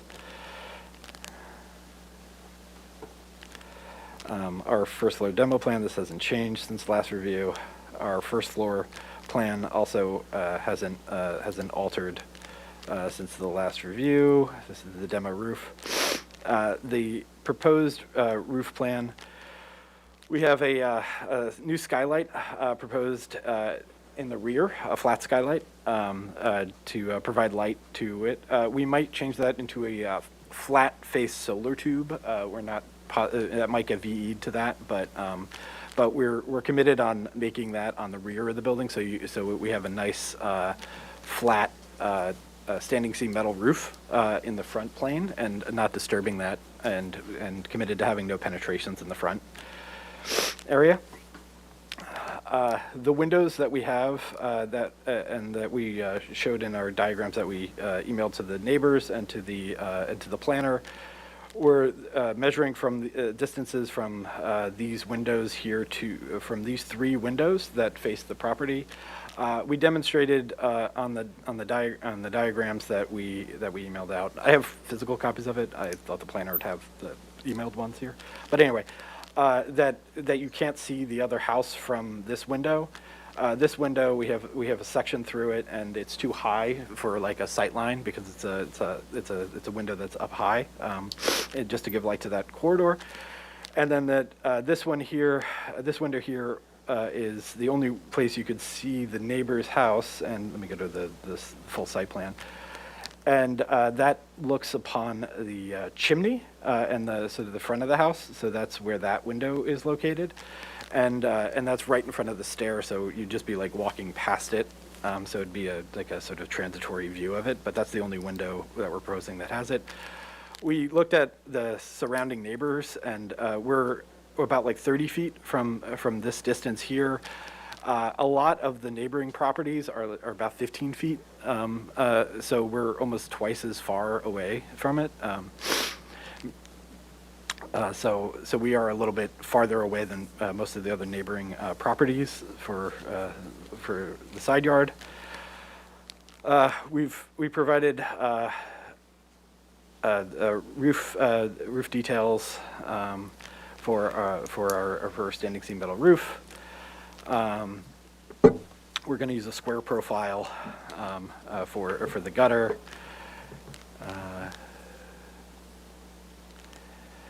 We called out all the materials and light fixtures on the elevations. I think that's the only new piece on these. The skylights, the solar panels on the rear, these look to be a little high, but they're, against the roof plane, and the skylight would be sort of visible there. And then here are the 3 windows that I was talking about that are the only 3 that would actually be visible from the neighbor's property, and are the windows of concern by the neighbor. Again, this one's up high. This one, you can't really see the house out of it because it's against furniture, or not furniture, countertop. And then this one is right in front of a stair. Building sections.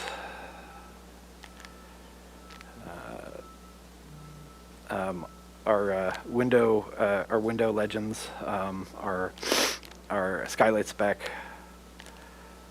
our window details, and then wall assemblies, and then we have some permeable paver details, and these are some just construction details. Fence details. So we have our horizontal fence detail, which is new to the project.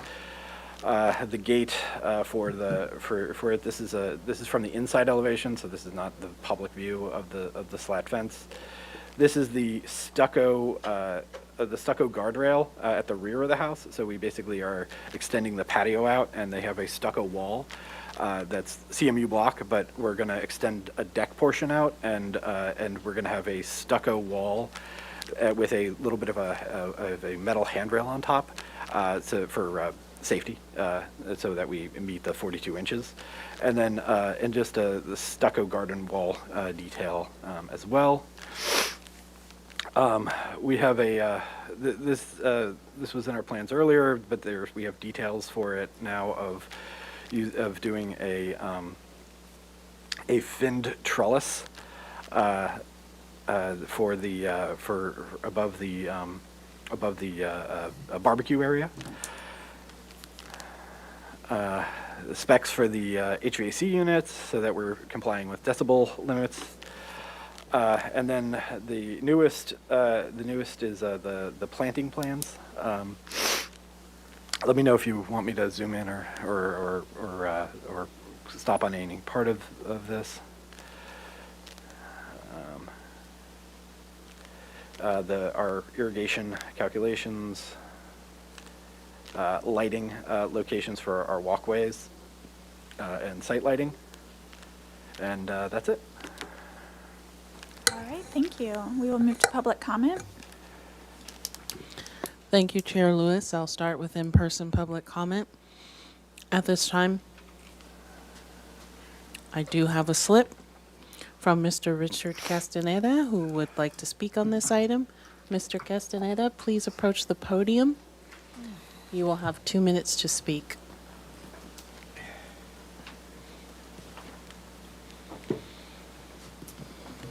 Hello. My name is Richard Castaneda, and my wife and I live at 1137 Crestline Drive. We've been there for 38 years, and so we live right next door to the proposed project, and we'll be facing the west side of the proposed project. So we've been against this project from the beginning. So I have a question for the architect, because we received an email from your office on October 2nd, and I'm having a little hard time trying to understand what the redesign is to the project. It says here that you pull back the structure from the front of the street, so the second story isn't visible to the living room at the front of 1137 Crestline Drive. So I'm trying to understand that part. And then the second story addition was reduced in size, and it lowered from from the overall building, which means that it was smaller than what is allowed.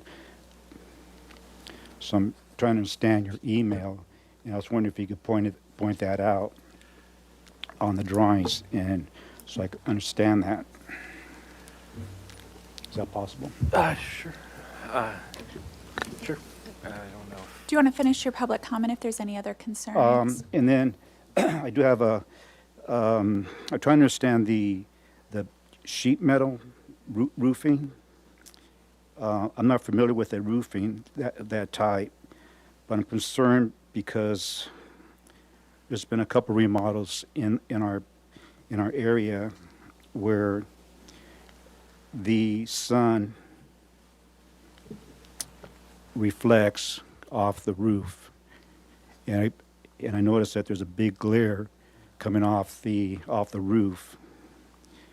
So I'm concerned now about the roofing that's going to be added to this proposed project, because they're putting metal roofing, and I'm concerned that during the hot days, especially during the summertime, when we have strong sun, it's going to be reflecting, or the glare is going to be coming into my side of the property, and I'll be affected by that.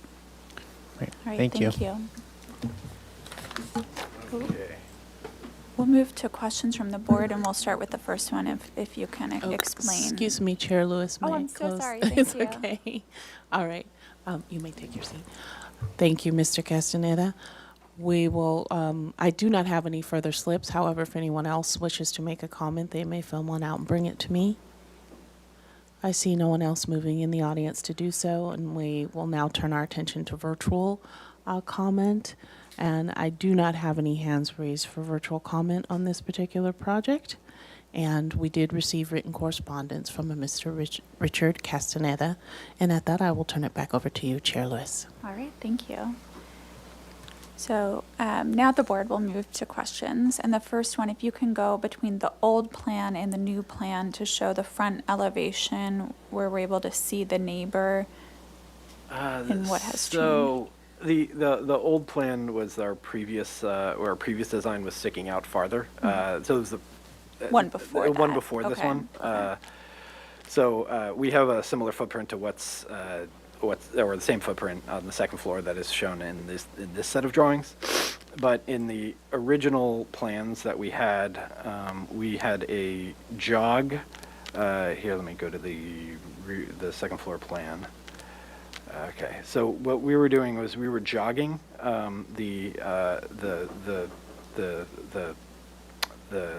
basically we're trying to go as close to the front yard as possible, and so we had it pushed out farther, and now it's pulled back in more than it was. I don't know if it's. I have the documents I emailed out to the neighbors. Okay. And the planner was CC'd on it. It's just not digital. I don't know if that's allowed these days, but. We can put it on. Oh, there we go. Perfect. Oh, I can do it on my side, or you got it. Okay. So this was just the second story, first story diagram. You saw So this. everyone Everyone in blue is the second story structure, and then that's the project of that's the area. The next diagram is the distances from like the neighboring properties, taken from like the midway point. Which looks like we're about 18 feet, 18 feet, Yeah. 34 feet, 15, 22, And 14. this here is our property with the pool. So on these two diagrams. Okay. And so we're pretty far from the neighbor compared to the others. There was a comment on their letter about getting a professional survey to double check these measurements, but it's a percentage. It's a 100% percentage over based on these measurements. So even if these dimensions aren't 100% accurate, it still is a 100% bigger gap. And then what does this one show? And this one shows the windows that we have. So we have like the 3 windows, the 1, 2, 3 windows, and the distances to those different windows. Okay. And then we projected out the area from there. And then basically, the only window they have that views our property is this one here. And unless you're standing kind of like right up against the wall, you're not really going to be able to see our building. So by pulling it back a little bit, they still have a view corridor to the ocean from their front yard, from their front living room. So what this is showing, I'm just going to read it because these numbers aren't. Yeah. This is 35 feet 10 inches from. That's from their like neighbor sliding glass door here, to our clear story window. and 36 feet and 11 inches. Yeah. Here on the corner. Yeah. Okay. And so we were showing those diagrams. And then we did sections through the individual windows as well to show the sort of the sight line for that. And so the top left one is showing in the hallway, and then the top right one is basically that one. You can't actually see anything but the street out of that one. And then the other one is, that one you can see the house, but it's the closest thing to the fireplace. So it's, it is, and it's right at the stair. So we don't feel that one is really a intrusion of privacy because it's looking at at sort of the fireplace directly. All right. Thank you. Yeah. And then we lowered and then based on like based on like the comments from the original conceptual hearing that we were at, we lowered the building. We haven't lowered it more since the last hearing, but it was lowered. So we did make the overall footprint of the second story smaller from like the first design to the second design based on comments. Okay, great. What's the material of the trellis? The trellis would be a black metal that's sort of similar to the roof. Exterior trim? Yeah, Oh, to the roof. and also the roof as well. Okay. All right. Board Member Richards, you want to start us with questions? Sure, yeah. I guess my first question is, so as part of that trellis design, is there any lighting that's proposed as part of that? Only only on the site, not up high. In the trellis? Yeah, not in the trellis. Okay. Just site lighting. We had some stanchions. Perfect. Yeah, that's my only question. Okay, Board Member Moslahi? Yeah, sure. For the wood siding that is proposed, there's a gate, there's the garage door, and there's like a wall fence. So all of them are the same, or they're different? All are horizontal wood that are proposed to be the same size wood member. What about the color? Yeah, we want to match the color. So all the wood horizontals are like the same wooden? Yes. Okay. And you mentioned there's this existing stucco wall under yeah. your, can you show us on the site plan or a have to do the plan? plans. Yes. Can you? No, and now it's gone.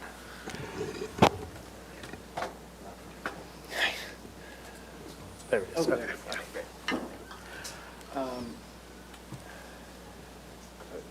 Site.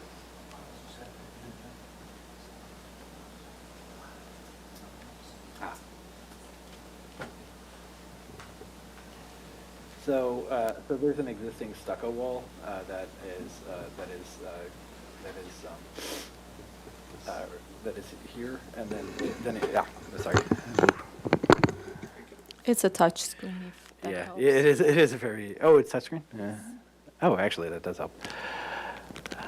Or you want to see it on plan or you want to see it? Just on a plan. Okay, so there's an existing wall right at that location, that this dash line that we're removing, and there's existing retaining walls on I the can't side. see what you're pointing to. Oh, sorry. actually. Right here, there's an existing wall, and there's an existing wall here, and so we're removing the wall here. It should show up as a double line, but it's not. But there's an existing wall there, and then we're basically extending that out, and where we get above 30 inches of fall to the ground, we're adding in this guardrail so that we're complying with, fall protection. I saw somewhere on the plans that says CMU wall, new CMU wall, but here it says stucco wall, so I just want to clarify. It's mimicking the existing CMU wall, but the detail we have for it is a wood wall that is just cladded in stucco, so with a bug screen at the bottom and venting. So it's just mimicking the look. Where's that detail? Sorry, right here. So this is the decking, and then this is the stucco with a metal cap. So what's visible from the probably south side, like where the topography goes down? It's the stucco. Yes, it's the stucco. And what's the color of that? It will be white like the house. The house. Yeah, Okay. and also the existing walls are already white as well. Okay. I think that was all my questions. Okay, Board Member Graffiti? Okay, so the intention is the house is going to remain the same color that it currently is, or a different white? It's gonna be a whiter white. It's like kind of more of an. Do you have any off-white. physical samples with you? I don't have physical samples. Okay. that I can. Can we go to the landscape plan? I just wanted to see along that fence line. I think it's between the neighbor. We got a public comment from there. It looks like there's some planting. It looks like maybe one tree and some hedging. I just wanted to zoom in quickly. Okay, great. Yeah, can you tell me what's going on there? Those are existing fruit trees. Oh, and then the three in between the existing fruit trees. Can we zoom to that planting plan to see what those symbols are? Yeah. Where? Relocate fruit trees. Let's see where those are relocated from.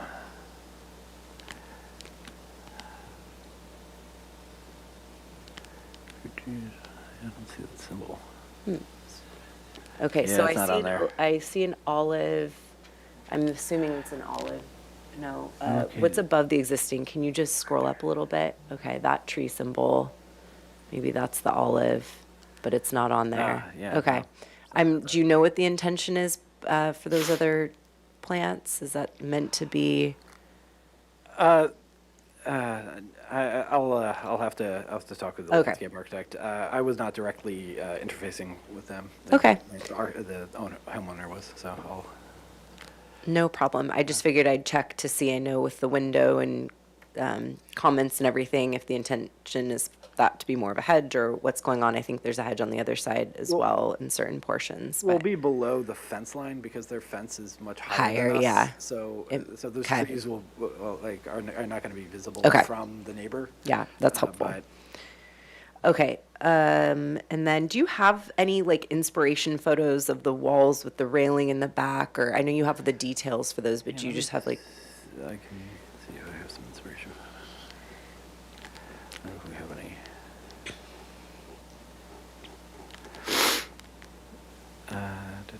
No, we're showing all that. just existing? Yeah, this is like the existing, Okay. which we're gonna clean up. Okay. And then you mentioned you lowered the height. What is the max height at the top of that ridge line? The max height at the top of the ridge, I believe, is 21 feet. Okay.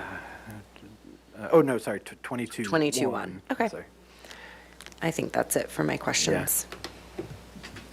Did you go through the minutes of the last meeting? I just don't remember us going through that. Yeah, so the minutes were. Sort of make sure we caught everything. Yeah. Board feels.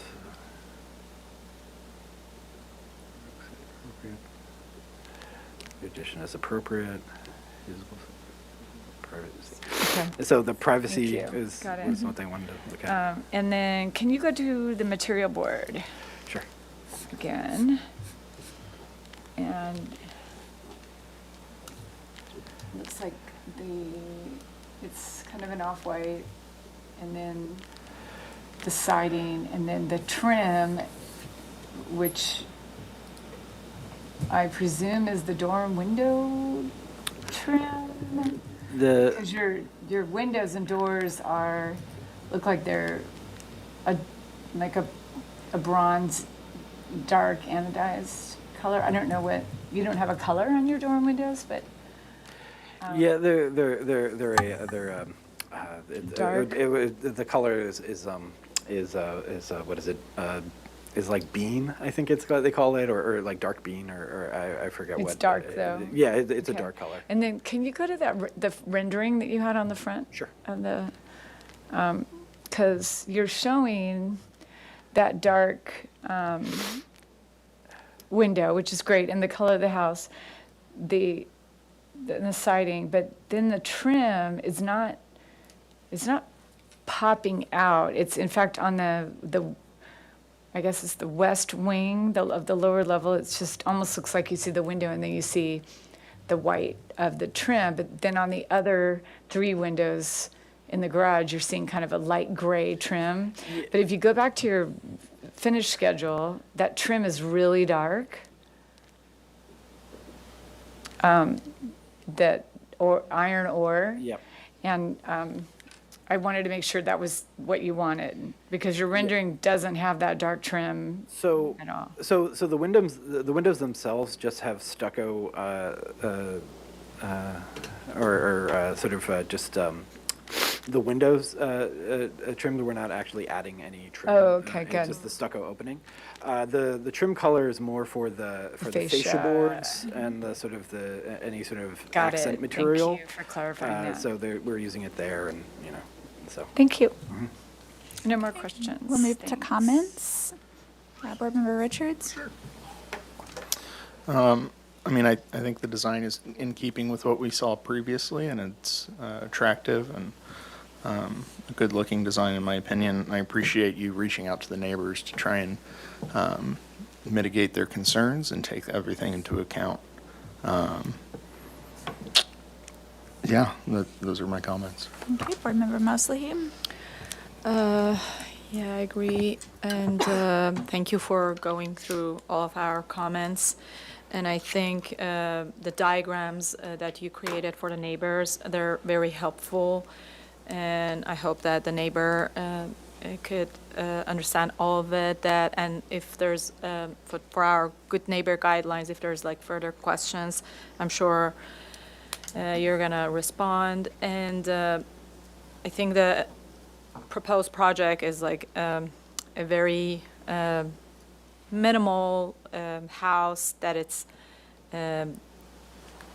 gonna like make the neighborhood better than the existing house, and with the proposed landscape and everything. And I think that's it for me. Okay. Board Member Graffiti? Yeah, I'm supportive of the project. I think it is a very modest addition in total size and height in FAR. Even looking at the immediate second stories in the block, a lot of them are boxier and completely over the garage, or just the entire second story above the first story footprint. To me, this is completely modest and appropriate. And it would have been helpful maybe to have some color samples in person, because it's hard for me to figure out exactly what way the color is leaning. And the rendering is very bright white at the bottom. I would say encourage like a warmer tone, which it seems to be in the palette and the material on the materials page, but maybe in the rendering is a little bit off. So that's one thing I would say. But other than that, happy to move this one along. Board Member Sherry? Yeah, no further comments. I agree with everything that's been said already, except just, I forgot to check on the finish schedule if your roofing was matte finish. So that would be my only comment for the neighbor, to confirm. Yeah. That would have been our policy anyway, but just to confirm for the neighbor. Okay. I agree with everything. Would anyone like to make a motion?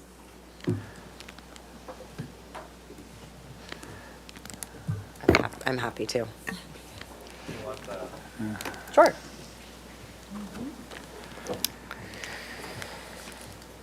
Okay. I move to approve the project for project design approval and final approval, I believe. Yep. With the following findings. Consistency in appearance, the proposed development is consistent with the scenic character of the city and will enhance the appearance of the neighborhood. Compatibility, the proposed development is compatible with the neighborhood and its size, bulk, and scale is appropriate to the site and neighborhood. Quality architectural and materials, the proposed buildings and structures are designed with quality architectural details. The proposed materials and colors maintain the natural appearance of the ridgeline or hillside. No trees are impacted. The public health, safety, and welfare are appropriately protected and preserved. The project generally complies with the Good Neighbor Guidelines regarding privacy, landscaping, noise, and lighting. And the development, including proposed structures and grading, preserves significant public scenic views of and from the hillside. The development, including the proposed structures and grading, is appropriate to the site, is designed to avoid visible scarring, and does not significantly modify the natural topography of the site or the natural appearance of any ridgeline or hillside. And the development maintains a scale and form that blends with the hillside by minimizing the visual appearance of structures and the overall height of structures. Great, that's it. I'll second. I'll second. I think she just seconded. We'll take a vote. Chair Lewis, Yes.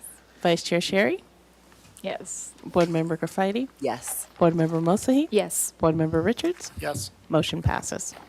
Great, thank you. And I just want to make an announcement for the appeal period for that project. So there's 10 days to file an appeal. If one is not received, you can go ahead and submit to Building and Safety.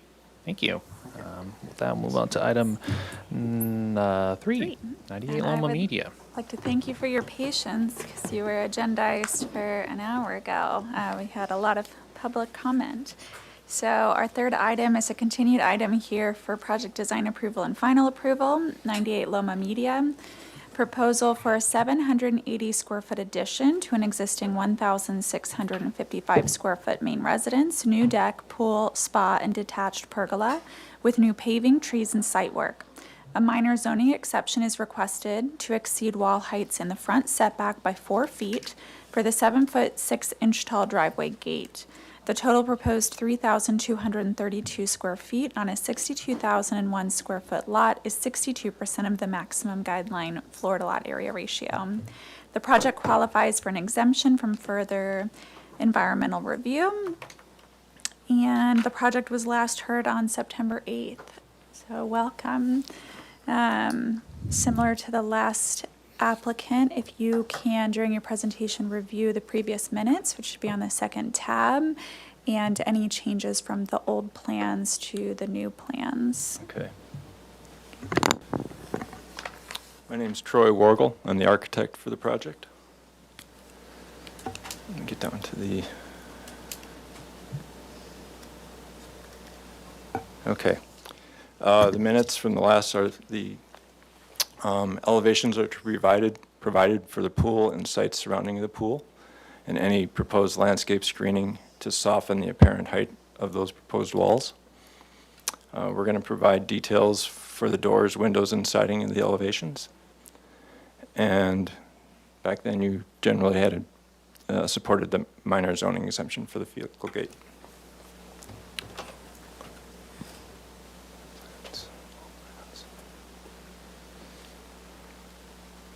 Okay, so generally, the project, starting at, buzzed right by the,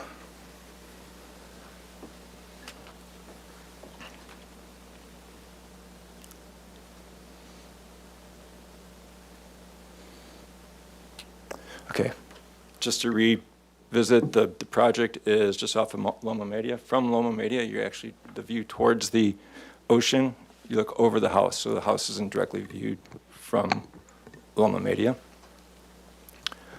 Our project consists of the additions, as you can see here. Here and here, and that's uphill side. Again, not visible from the road directly. And then the pool towards the ocean. We have a pergola on the east side of the project. And then the driveway gate is up here. to respond to the walls and the site elevations, I'm going to zoom to the pool plans.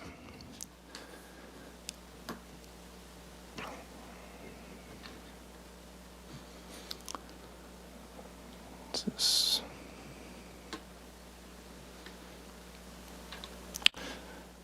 So as you can imagine, the pool is built into the hillside. The pool is projected with a infinity edge, which is actually going to help mitigate because it actually has a wall where the spill flow will come through here. Here's the pool shell. Here's the spill wall, which is just about 4 feet, and then we'll have another landscape wall to house that spill trough. And then below that, we're proposing a boulder bank with planting and everything that shows up on the landscape plan. Generally, this wall then, with the combination of the planting and the stepping of the wall, we feel that those two strategies will lessen any sort of impact from that hillside. Moving back to the house to discuss the doors and windows and elevations. During our last presentation, we had this presentation. This is the hillside view, or what I call the front of the house. We're going to be adding on both. You can see the one bedroom. Here's one addition. Here's the second addition. And then these pieces over here, this is the addition for the master bathroom. And what you can see right now, the gable back here is existing. That'd be the existing house. So this form and those pieces here are addition, and this piece is addition here. We're proposing cementitious stucco with all wood trim and accents, natural wood beams, timbers, more wood, stone, steel sash, steel windows, natural wood lintels, and copper gutters.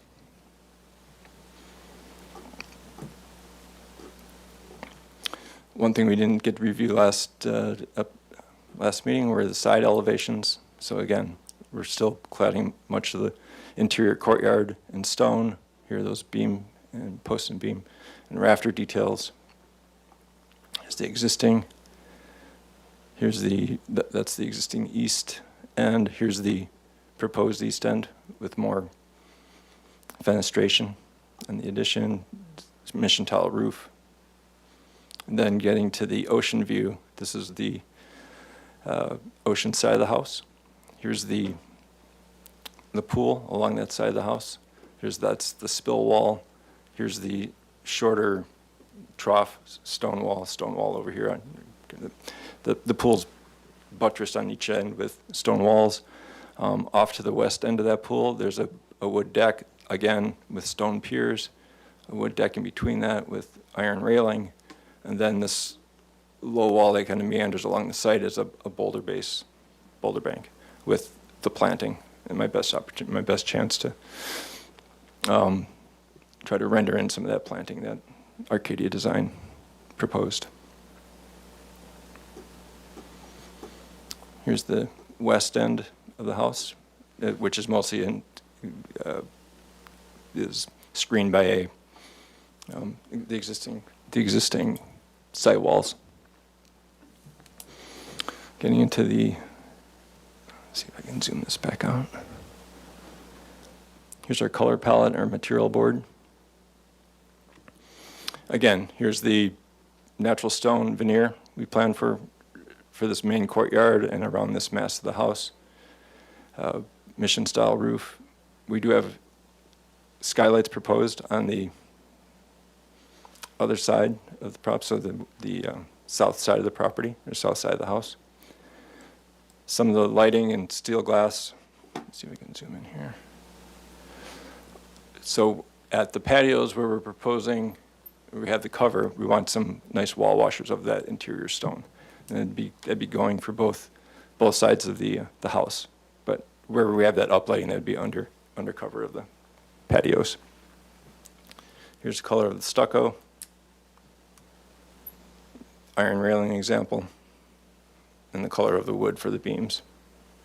The exterior wood. And there's just a little vignette of our inspiration.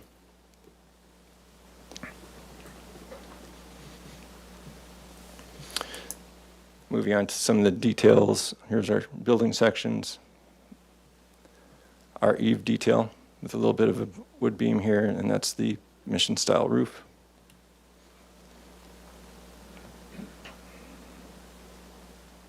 Moving to the pergola, a timber pergola with this, it's a three-tier pergola roof.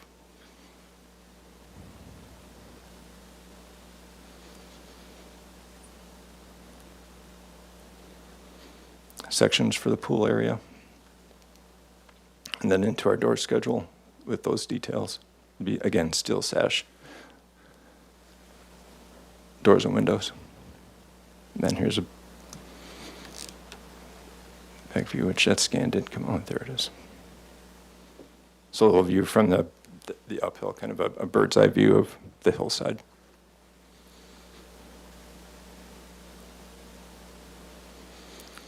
Landscape designed by Arcadia Studios. That's just the general plan with some of the hardscape. The hardscape at the entry court and the next to the pool is going to be planted. It's a flagstone with planted joints. Some of their wall details. The boulder bank detail is here. The planted joint detail.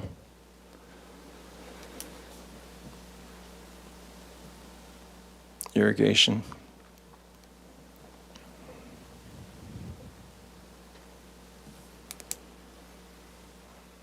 And some lighting. Here's her lighting spec, the little cap lighting. That's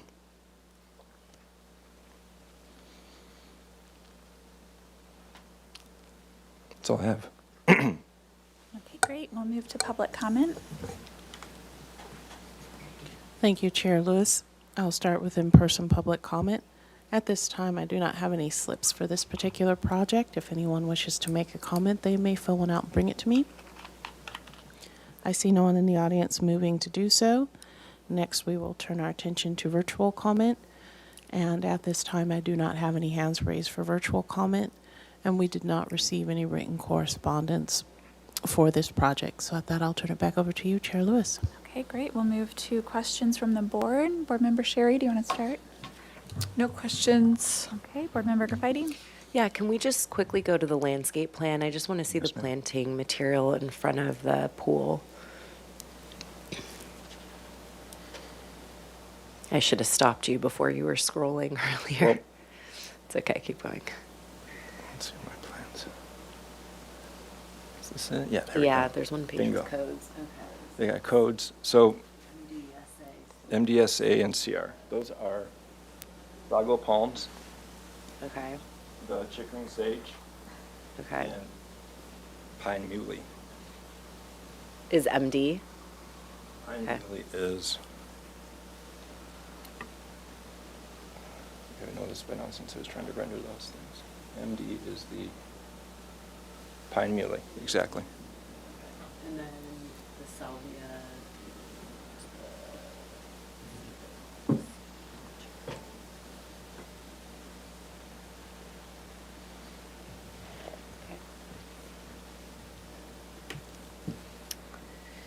I just had questions about landscaping. That's it. Okay. Board Member Mosley. Sure. Is the material of the gate, which is the 7'6" Oh, Board Member Mosley, is your microphone on? No, it was not. Okay. Okay. Thanks. Can you go to the page that you have the gate shown, the wood gate, and tell us about the material of the gate in comparison with the wood at the pergola So or any the- other wood? The color, let's see, where's that on the site plan? It's on A101. There we go.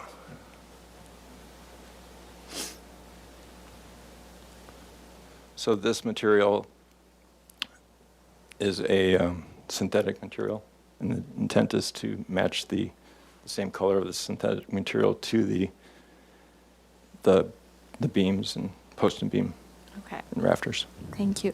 And can you show us on one of the elevations where the skylights are proposed? I'm not seeing on the, like that sketch elevation or any other elevation that they're showing, but I see it on the, I'm going to show you on the Plans. site, on the roof plan. I've seen that, Oh, you but did? can you show us, I know that it must be not drawn on the elevations, but It's not on if the you can, elevations. if you can show us on the elevation and clarify if it's on the hillside, that's It my is on the understanding. ocean side, Okay. and it would be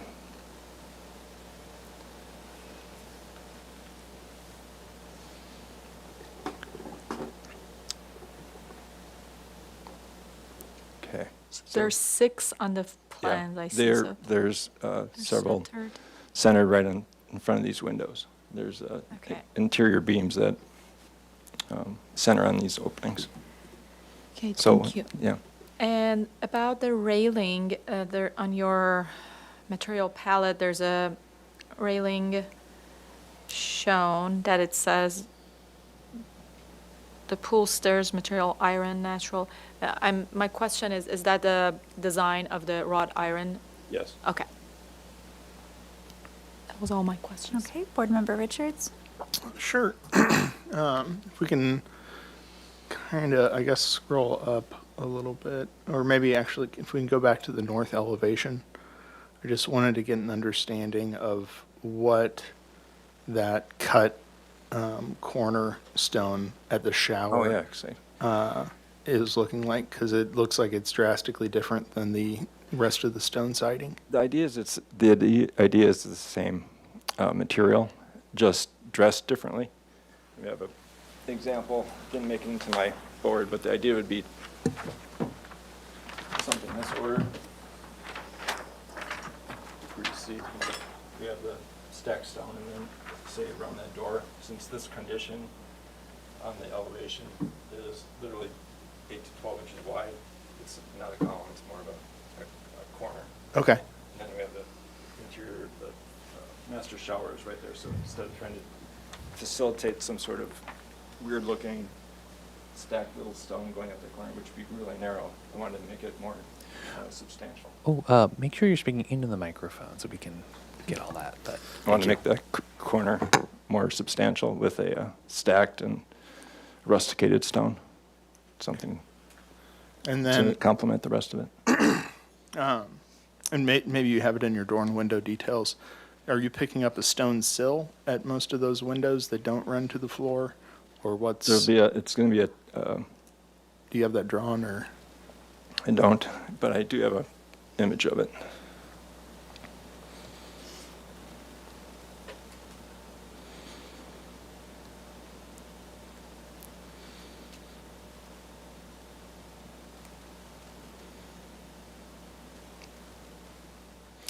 The intent is, I don't have actually the image I was looking for, but the intent is for it to be a thin stone, or even like a clay brick, thin clay brick. Okay. So, I think that's all my questions. Okay, I have no questions. I have one more question I forgot. So for the pool wall, I understand that the 4-foot wall is the spill wall, and supposedly when the pool is full and is flowing, it's not visible, but in case the pool is empty and the water is not falling, what's the material for that? it's the same stone. The same stone? Yes. Okay, yeah, thank you. Just wanted to clarify. For comments, Board Member Sherry? I think it's a nice project, and I think it's ready for preliminary final approval. Well, I agree. Same? Same, I agree. Yep. No additional comments. Would anyone like to make a motion? I can make a motion. That's easy. I have it. I move to approve the project for project design approval and for final approval with the following findings.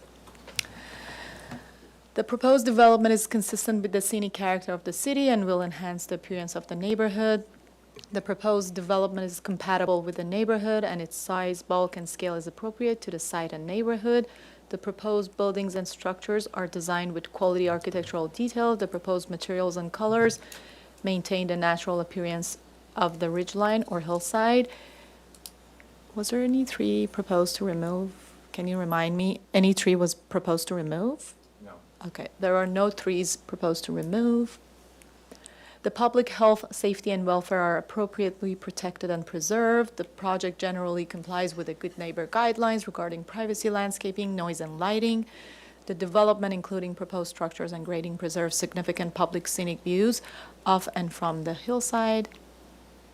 The development, including the proposed structures and grading, is appropriate to the site, is designed to avoid visible scarring, and does not significantly modify the natural topography of the site or the natural appearance of any ridgeline or hillside. The development maintains a scale and form that blends with the hillside by minimizing the visual appearance of structures and the overall height of structures. The board supports the minor zoning exception requested of granting exception. Which one is that? Should I read it all, or it's just like mentioned that what they want? So we still have to read it all into the record, 1, 2, and 3, and then the second slide is number 4. Okay, And sure. then the additional findings will be for fence height, so that's the only one of 5K. Okay. So, yeah. Okay, the board finds the following minor zoning exception criteria have been met. The granting of such exception will not be detrimental to the use and enjoyment of other properties in the neighborhood. The improvements are cited such that they minimize impact next to abutting properties. The project generally complies with applicable privacy, landscaping, noise, and lighting standards in the Single Family Design Review Board Good Neighbor Guidelines. And the improvement will be compatible with the existing development and character of the neighborhood. And the granting of such exception will not create or exacerbate an obstruction of the necessary sight lines for the safe operation of motor vehicles. Number A, fence height. I'll second. Okay, we'll take a vote. Board Member Graffiti. Yes. Board Member Richards. Yes. Board Member Moslahi. Yes. Chair Lewis. Yes. Vice Chair Sherry. Yes. Motion passes. Thank you. Thank you. All right, great. And just to announce the appeal period for that, so if we don't get an appeal for the decision made here today, within 10 days, you can go ahead and submit to Building and Safety. So feel free to follow up with that. Thank you. Thank you. And I think we have, well, we're not done yet. We have one more item, 1618 Shoreline Drive. This is a continued item for project design approval and final approval. Proposal to permit an as-built third-story 425 square foot roof deck to bait ENF 2024-00601, including 95 square feet of flat roof. The project includes removal of an unpermitted spa, relocation of a barbecue, window and door alterations, front yard wall, backyard wall, and reduction of as-built driveway paving. The project qualifies for CEQA exemption 15301, and the project was granted an administrative coastal exemption on November the 19th of this year. Both project design and final approval are requested. And the project was last heard on June the 30th, and I guess, should we start or should we wait for Chair Lewis? We have a quorum, let's keep going. Okay, all right. And then I feel like Chair Lewis might say also if you could include or cover the old minutes and the last changes to the meeting, plan. Yeah, the last meeting plan. Okay, bring those up real quick. And Thanks for hanging in here, guys. I was not expecting that first one to have start with your name for the record, please. Brian Zant, a designer for the project. This is the owner, Dustin Dodgen. All right. So it's on this second sheet here.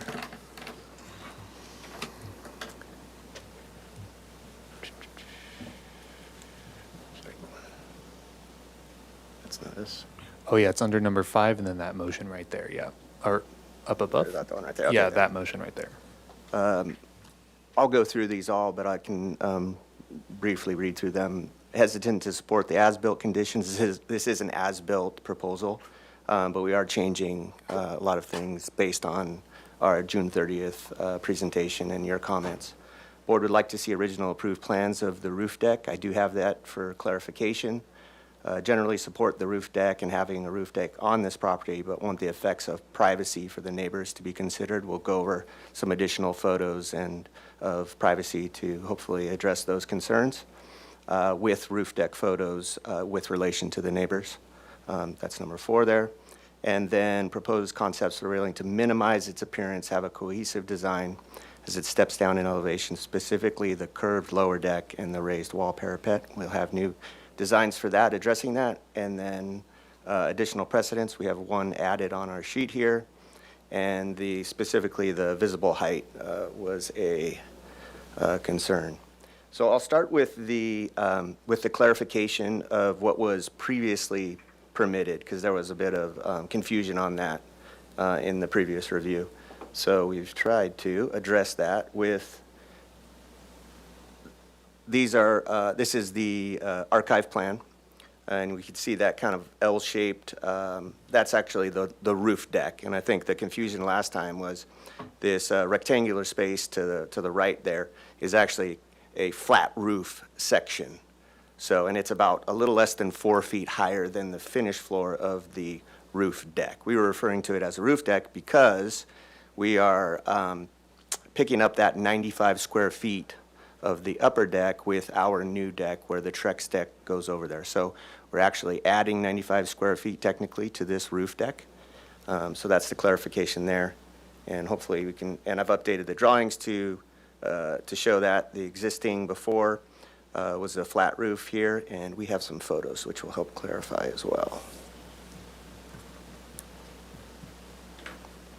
So this was the situation that was in question before, was what this 95 square foot area was here. And so it was a flat roof section that's over the primary suite. And so our roof deck now goes to that level, and we've proposed that new parapet and railing, guardrail, at that location there. And here's a photo of what the curved section looked like before.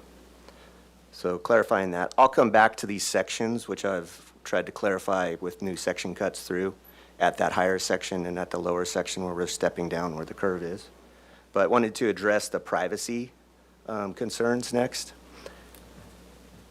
This is the view from the existing roof deck, looking north at our neighbors there, to the north and to the north, east, northwest there. The view you can see, we've got a clear view into the house and a portion of the yard. This is the view from the roof deck. So the visibility, and really I believe that the privacy concern is probably mostly for the north neighbor. We don't really have issues going east or west. But you can see the visibility for that area is more or less the same. We're not introducing any new views into the neighbor's property. Feel that the impact on privacy for the neighbors is not necessarily an issue. So the question for the board was that, in particular, this radius section was kind of in your face and a little bit bulky. Part of the reason for that, obviously, is that we were trying to do a cable railing there, and in order to do so on a curved surface, it was kind of, there were some additional posts that needed to be there, specifically those two there. I think the comment was it kind of looked like a basketball court. So we've addressed that. That part in particular, by proposing to raise the parapet just 6 inches. So that will reduce the height, the visible height of that portion of the railing.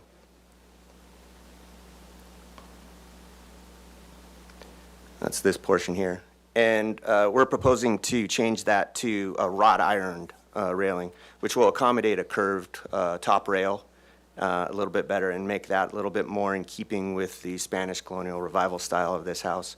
Trying to stay as small as possible with those wrought iron posts, 1-inch square posts at 5 feet on center, 1/2-inch square pickets, and 1.5 inch by 1/2-inch top rail to try to reduce the size of that railing from a visibility standpoint. Other comment from the board about these posts for the remainder was that they were a little bit bulky. And even though cable railings with the stainless steel have the best open visibility that you can have, the posts, which are 3x3, and this is in the as-built condition, are 3x3 posts with a 4x1 top rail. We are proposing, we took a closer look at 1210 Shoreline, which we looked at in our first review. We're proposing, this is a wrought iron rail here, but with smaller pickets, we're proposing to still do a cable railing at the remainder of the roof deck there, but we're reducing it to 1.5-inch posts with a 2x1 top rail. So going from the 3x3 square to the 1.5 by 1.5, and then the top rail going from a 4x1 to a 2x1. We feel like that'll really reduce the size, the visibility of this proposed railing here. So you can see those are pretty big posts. We think if you reduce it by half, essentially, it'll kind of disappear and go away. I should note that when we had our conceptual review prior, we had not gone through the planning process yet, so we hadn't gotten our completion letter yet, and so a few items have been added to our scope here. One of them is a as-built 42-inch high stucco wall in the front of the house here and here. Another is a 36-inch high CMU covered stucco wall at the rear of the house. We're having to relocate a barbecue and remove a spa. And then the driveway, which was there when the owners bought it and from aerial views seems to have been installed a long time ago, is a little bit too wide for transportation's liking. So we're proposing to reduce saw cut the driveway, add some low hedge planting material here to separate the driveway from the planting area here, and we're proposing drought-tolerant plantings there. Those plantings are noted here. The little hedge is a Wheeler's dwarf, and then we've got some drought-tolerant coastal planting in this area here where we're removing the driveway. We can see that in this photo here. So we're essentially going to saw cut at this line right here, which reduces the width of our driveway to 16 feet, which is the max we can have. So this area would be the hedge here and then planting here.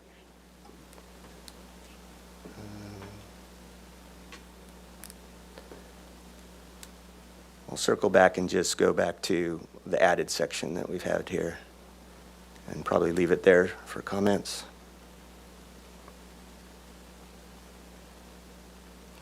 It's kind of a zoomed in section of where, so this section is through the curved portion, and the next section will be through the area that was the raised flat roof section with the primary bedroom below. So our existing roof deck is here, and the highest portion of the proposed roof deck is 3.9 feet above that area there. We step down at the curved area, and that's 2.2 feet above that existing roof deck. The 95 square feet that we're picking up is this area over that we saw in plan. And we can see this is set back from the edge here. So we've got about a 42-inch, I think, kind of walkway to get to the deck. So our effective deck area is up here, even though we're adding 95 square feet. We're this is more of a walkway, I guess. Oh yeah, I should show you the color board is existing materials to match. It's a black wrought iron, and the powder-coated railing, aluminum powder-coated railing with the stainless steel cables. So that concludes my portion. Thank you. We'll move to public comment. Thank you, Chair Lewis. I'll start with in-person public comment. At this time, I have no slips for this project, and there is no one in the audience to make a comment. We will turn our attention to virtual attendance, and at this time, I have no hands raised for virtual comment on this project, and we did not receive any written correspondence. So at that, I'll turn it back over to you, Chair Lewis. Okay, we'll start with questions. Board Member Sherry, do you want to start us?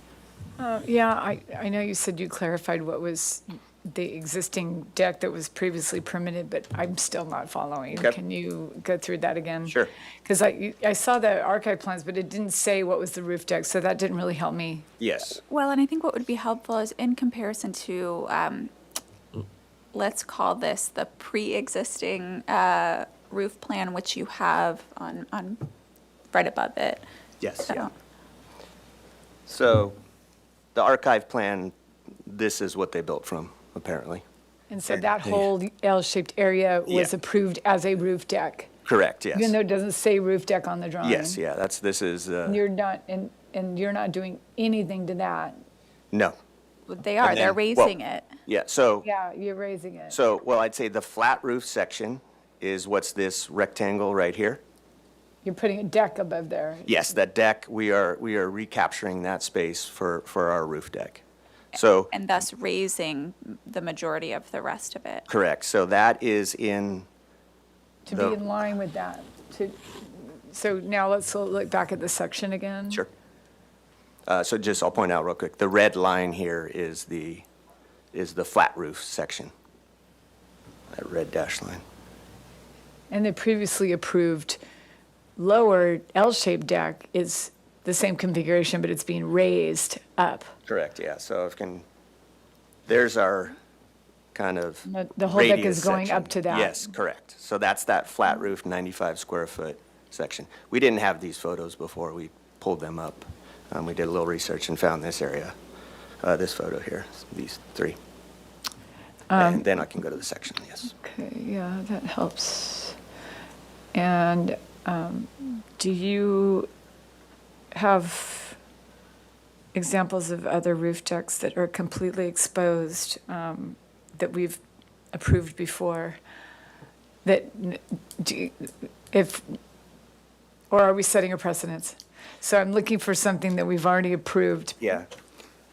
that is similar to this completely exposed. I don't think it's on the old plans because it was an exhibit in our previous presentation, but it was Santa Rosa Lane. It was 130 Santa Rosa Lane. It was a third-story roof deck in, And that was approved. that was an approved one, yes, and the board's comment was it was during COVID and seemed to have. What was it again? What's Santa Rosa? 130 Santa Rosa Lane, and then 116 Santa Cruz. So we approved that one on Santa Rosa. And then what was the other one? 116 Santa Cruz. I'm not sure that we did approve the one on Santa Rosa. We did. They may have just been Not built. our board, Yeah. No. but, I mean, yes, our board, not us. But I don't know that it was approved. We don't know that it was. Oh, we don't know who was approved. The LDTRA files show an application for a 309 square foot third-story roof deck. It's So that's why- 309 square feet? Yeah, which does look more than, Yeah. like more than you have there. Yeah, that's what's confusing, 'cause look. Yeah, I it's can, pretty big. I What can was take the other a- one? take a look. 116 Santa Cruz.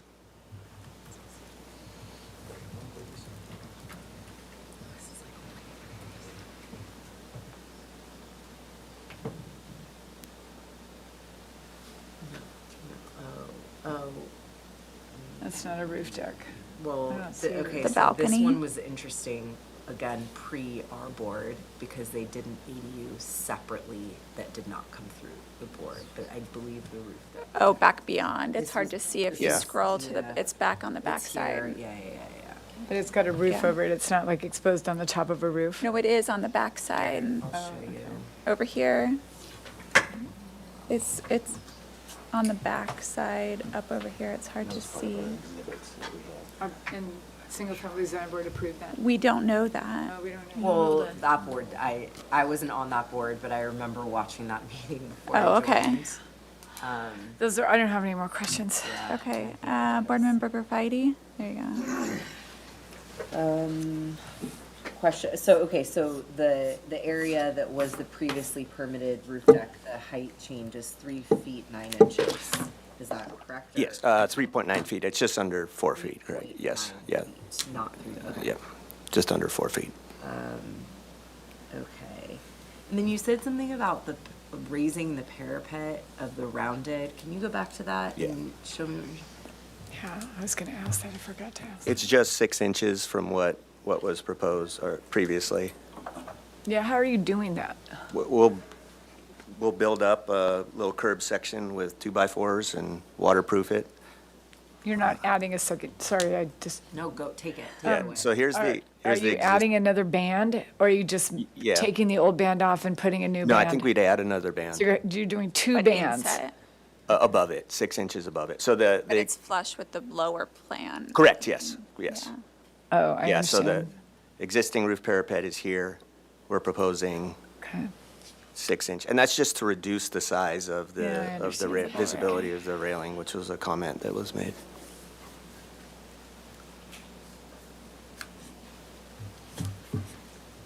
I think this goes back to a question we had before, but if you didn't take over what is currently a roof and keep the rest of it as a roof deck, it still needs a railing, and so at that, though, the railing would be equivalent to what you have on the curved portion, and what is the main driving factor of taking over that small portion? I think to get the height up for the views is what we're going for there. We're stepping down at the curved portion, but that upper level section is, and that's why we're trying to keep that visibility, so we have those views towards the ocean there. And so at the lower portion, you don't have those views? We do, but that, because the parapet steps down a little bit, we're able to see over it. And it also connects at that same height on the right, Yeah. east of the property. Yeah, there's- So it's all at the same height, and it just seemed like a natural, if we were to, for example, keep it at that height, but not recapture. It's a really short deck where the stairs almost come into a railing. Thank you.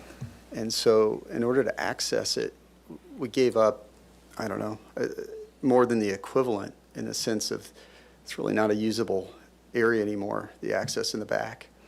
And so what that does is it just gives it kind of a more natural layout, consistent with the height of the wall parapet on the right. That was the thinking, in putting it together that way. It would just kind of create some odd leveling on the top there. Oh, pardon the interruption. I just wanted to confirm that for 130 Santa Rosa and 116 Santa Cruz, there were building permits issued for both those. So There were what? There were 2 issued construction permits and they were completed. So for 130 Santa Rosa is a 309 square foot roof deck in the records, and then 116 Santa Cruz is an 80 square foot roof deck. So, yeah. And what I'm noticing for 116, it's on the rear of the building, and what is it for 130? Let me go to that. 130. I couldn't take a. I didn't look at the plans. I was just looking, skimming the scopes of work in the issued BLDs that I'm seeing on my end. Okay. I can get more detailed info if It's needed, also though. not on, it's like on the side towards the back, but, okay. We had an exhibit in the first, it didn't get into the plans, but we had an exhibit with photos from the public view. So it is visible from. They are public tra- visible, they're right. just not on the Gotcha. front. Yes. I think one of the comments was about the connection between the two. And right now, it's still where you've got this high rail and then you jump down to a low rail.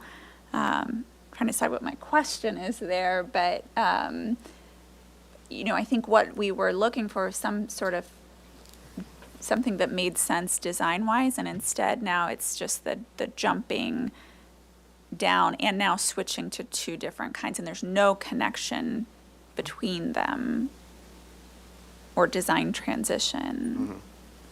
I think that combined with the height is something that we're trying to figure out.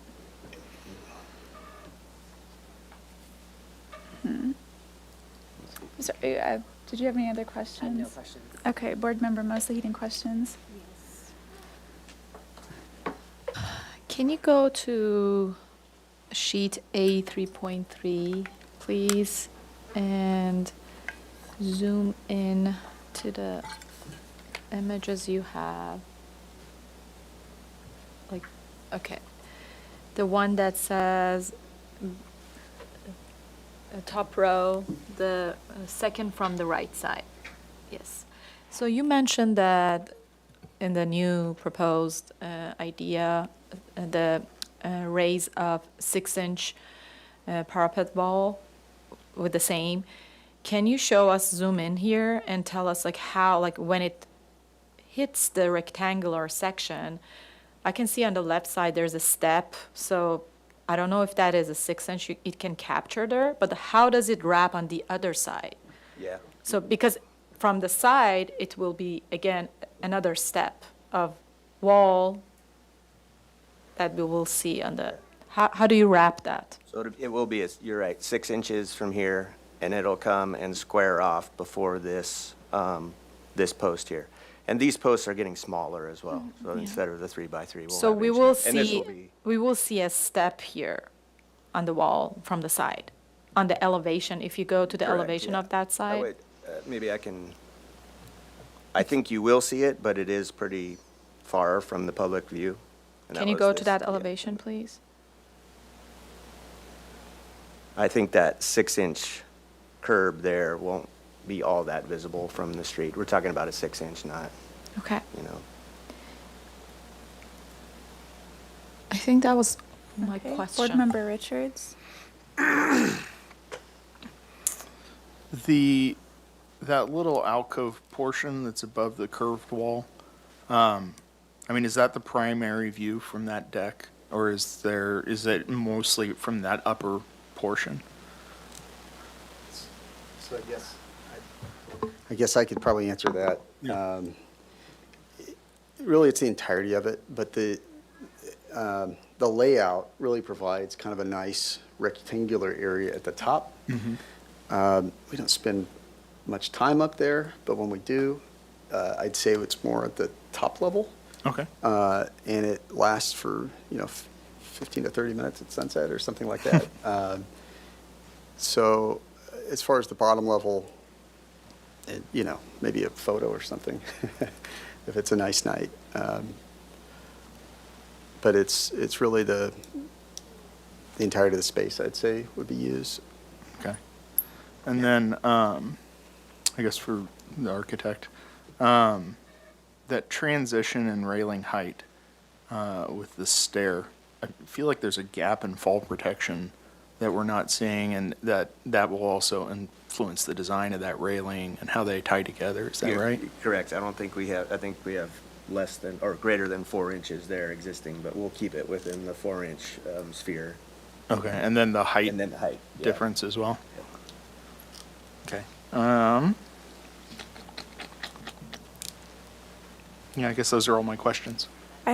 Sorry, one more. On A 3.1, the photo from Google Maps that we're looking at on the right side, sorry, does the curved rail at that point when this photo was taken match the height of the other rails? Or does it just visibly look like that? Oh, I think it just visibly looks like that, yeah. So it never was at the same height? No. Okay. I think we have. Board Member Graffiti? Yeah, I forget if we've asked this before, but the height of the house, do you have in plan to the top of the ridge line and then also to the Sure. rounded parapet? Would be helpful. I have it probably easiest in the section.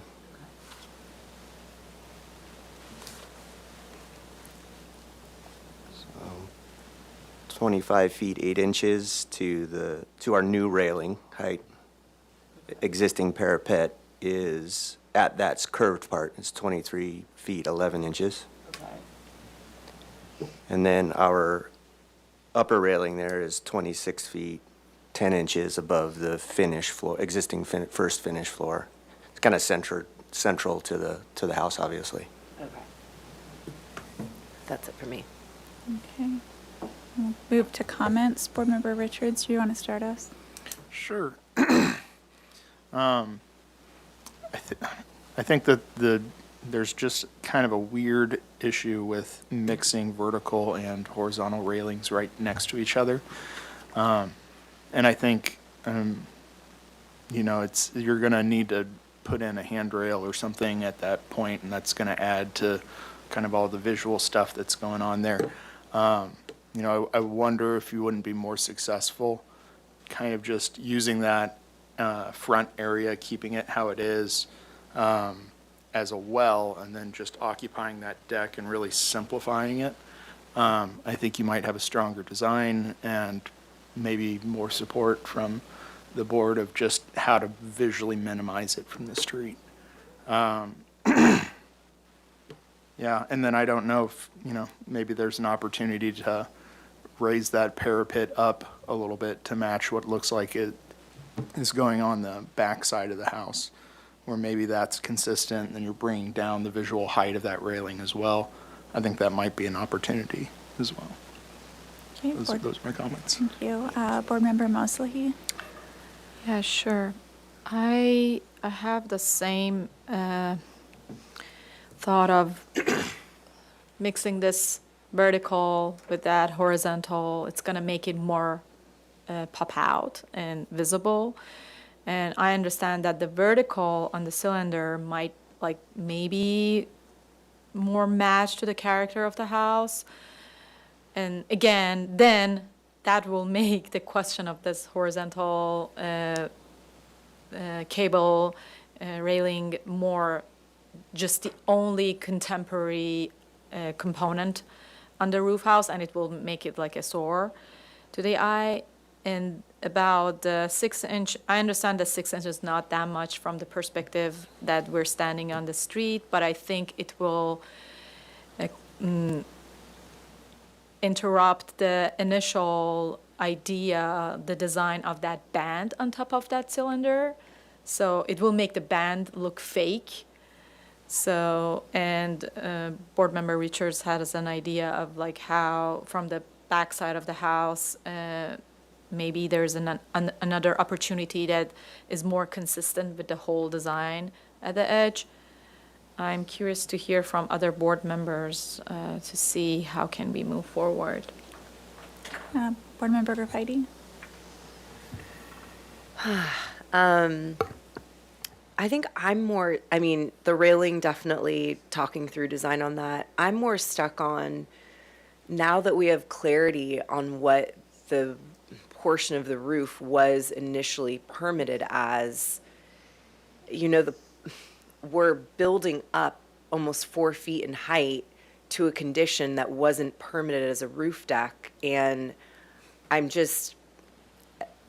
trying to figure out if, again, you were coming to our board before making these changes, if I'd be supportive, but we're essentially adding almost 4 feet of height to the top of the house and then adding a railing and adding to a architectural feature that already has significant massing above it.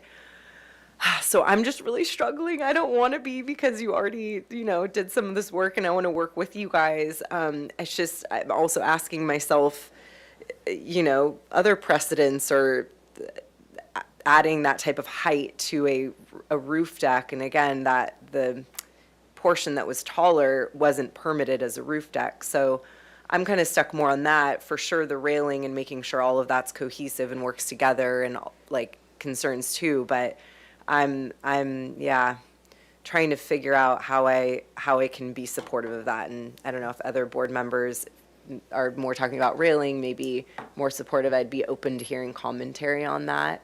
Yeah. Board Member Sherry? Yeah, I mean, if I mean, it's the Mesa, and if there's other roof decks that we have approved that are completely exposed, we should take that into consideration. And I don't necessarily think that roof decks are inappropriate for homes. And I think they can look really good, and I just don't think you're there. I think you're fighting, like the rest of the board has said, you're fighting two different railing designs. I think that the curved section was an appropriate decision to make on a curved element, to have a vertical picket, but then it's fighting with the cable railing. So you're not there. If you could come up with a solution, in my opinion, that looks like something that we would have supported because it had a cohesive design, and you can do that by maintaining those two heights, then great. But you also have to take into consideration the band that I also don't think is appropriate. I think it's just taking a simple way out to raise it. I think it's a good idea to make the railing portion more diminutive on that curved section, but you've got to integrate it. You've got some work to do. It's a challenge. So if you can do it, I might be supportive. It's just not there yet for me. I agree. I think the summary that I'm hearing is that the idea of a roof deck, the board wants to help and support, but the railing as it appears from the front needs to be cohesive in some way. And it needs to connect to each other and feel intentional. I think some general things to help in that. I think reducing the picket size helped visually. And as board member Sherry said, finding ways to balance that so you don't see as much is helpful. But it's really about showing that the end result is something that could have been designed originally instead of trying to connect these two. And so maybe that means it's not a step down, or as board member Richard says, that it's a clear rectangle or something, but they're speaking two different languages right now. And I think what would be easily supported by the board is adding a small rail on top of what was previously permitted, just so that it's up to code, which would be the L-shaped pre-existing lower level. And so now it's a question of what can you really do up top. And so it might even be worth questioning, do you need the step down or not? How do you make it all the way across so that it looks like it's one piece? Any additional? I did just want to clarify because I wanted to see what the board comments were on this project. So this is its first hearing since we deemed it complete, and so with CEQA review done and everything like that, we do need to have a final action on this no later than January 30th of next year. So we can continue this project to the next hearing on the 15th. I could fit it in as a fifth item, but January 15th? But no, December. I mean, they're here agendized for PDA and final. They have time to come in January. I think if what they come in January is still not there, they might get denied by the board. Okay. But they have chance to really put in effort for a cohesive design. Excellent. Yeah, so I just wanted to ensure that the board knows that with until January 30th, I think that means we have a total of about 3 hearings left until that time. So just for the knowledge of the applicant as well. Thank you. Might I make one comment or addition? We had thought about a solution to raise the parapet across the whole area there to Vice Chair Sherry's comment. There were other comments last meeting that it might add to the size, bulk, and scale of that portion. Might you be able to? So that is this option here. Well, let me flip it around and put it up on the. So I think the real, so Yeah, this so- is only doing it on part of it. The question then is, does this connect? Well, so that's, on that side view there, that was the point of raising it to that level, was so that it could capture that, the curved area. This dead ends into the Yeah, pasture. and then also this is shown as the horizontal cable railing, but we would be open to proposing wrought iron, correct, the vertical elements. We just felt like doing, and we like the wrought iron, we just felt like doing a wrought iron at 39 inches tall at that height might be a lot. It's just, that's a lot of vertical pickets at 4 inches on center. That I'm wondering and curious from the board, if there was a design element that helped to somehow bridge the gap between these, and whether that's a curve or some other decorative element that's common in Spanish architecture, and maybe it's simple or not, something that helps bridge these two heights, that and or these all being at the same height with a raised plaster parapet. What are thoughts from the board on that? I don't think we should get into designing it. I know, but I do, because they yes, only have those one are- other meeting, I'd like them to at least know what would be off the table. I think any of those comments could work if it's done correctly, but I'm not in favor of increasing the plaster massing of the tower. It's already too large. And I think that, For the tower itself. yeah, I think that that solution that's on the screen right now would not be supportable. On this side. Yeah, on that side. Because it's exacerbating the massing of the tower. Okay. So the question is more, are there ways that we think they can connect a lower and higher? And if not, if we don't actually think that, then it's basically down to what Board Member Richards had suggested, which is that they abandon the occupancy of this lower curved portion and only have the rail and a rectangular roof deck. I can't answer that question because I'm not the architect, but I think that it's worth giving them a chance. It's their, I mean, I kind of feel like sometimes when we're forced to make a decision in one meeting that's putting the pressure on us, but it's really not us, it's really on you. Because if we don't like it in the next meeting and you're not gonna make the deadline, then we can deny it. And we're just trying not to deny it. So we're trying to help you, but I think you've got a lot of that. It's a tricky one, so I don't know how to do it yet. I mean, maybe you'll come up with something over a glass of wine or two. But it's a tough one. But I would be ready to make a motion if it's appropriate. The board, this would be continued to the next available full board meeting.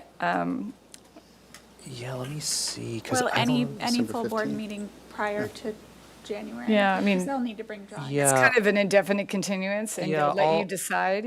I'll do an indefinite, because I don't think we've even made the agenda for next year yet, so I don't even have the dates for. So the motion would be an indefinite continuance back to the full board with the comment that the board cannot support the solution to the roof deck as proposed, and the board is looking for, in order to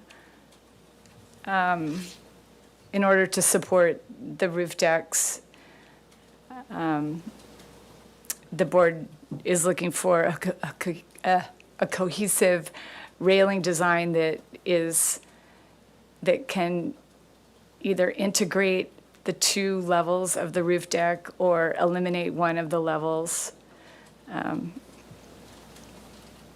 The off motion would just be, it's up to you to figure out how to do that. And I'd rather not get into detail on the motion.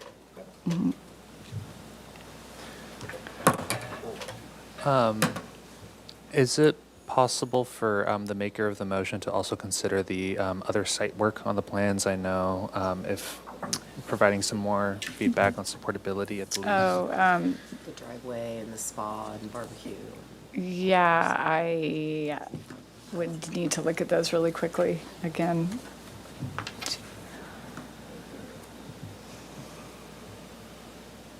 The driveway I'm in support of because it's required. So my comment about the driveway would be the board is in support of the reduction in the amount of hardscape at the front driveway because it's a planning guideline to reduce the hardscape in the driveway to the minimum required for vehicular maneuverability. And what was the other one? I'm sorry. There's proposed as-built walls. I guess the one at the front would be your, Can you just point to it? yeah, it's these right here. So that wall, because it's, It was not on any archive plan. It was completed a while ago, but it's a 42-inch high but stucco wall. that's supported with approval. The board is in support of the as-built 42-inch high plaster wall at the front property line. And there was a spa. Spa removal. And so, yeah, I just covered it. Thanks. Thank you, guys. We need a seconder. I'll second. Okay, we'll take a vote. Chair Lewis, Yes. Vice Chair Sherry, Yes. Board Member Gaffidy, Yes. Board Member Moslahi, Yes. Board Member Richards. Yep. Motion passes. Great, thank you. Thank you. We'll see you back here, and that was our last item, so. With that, the full board meeting for December 1st has ended.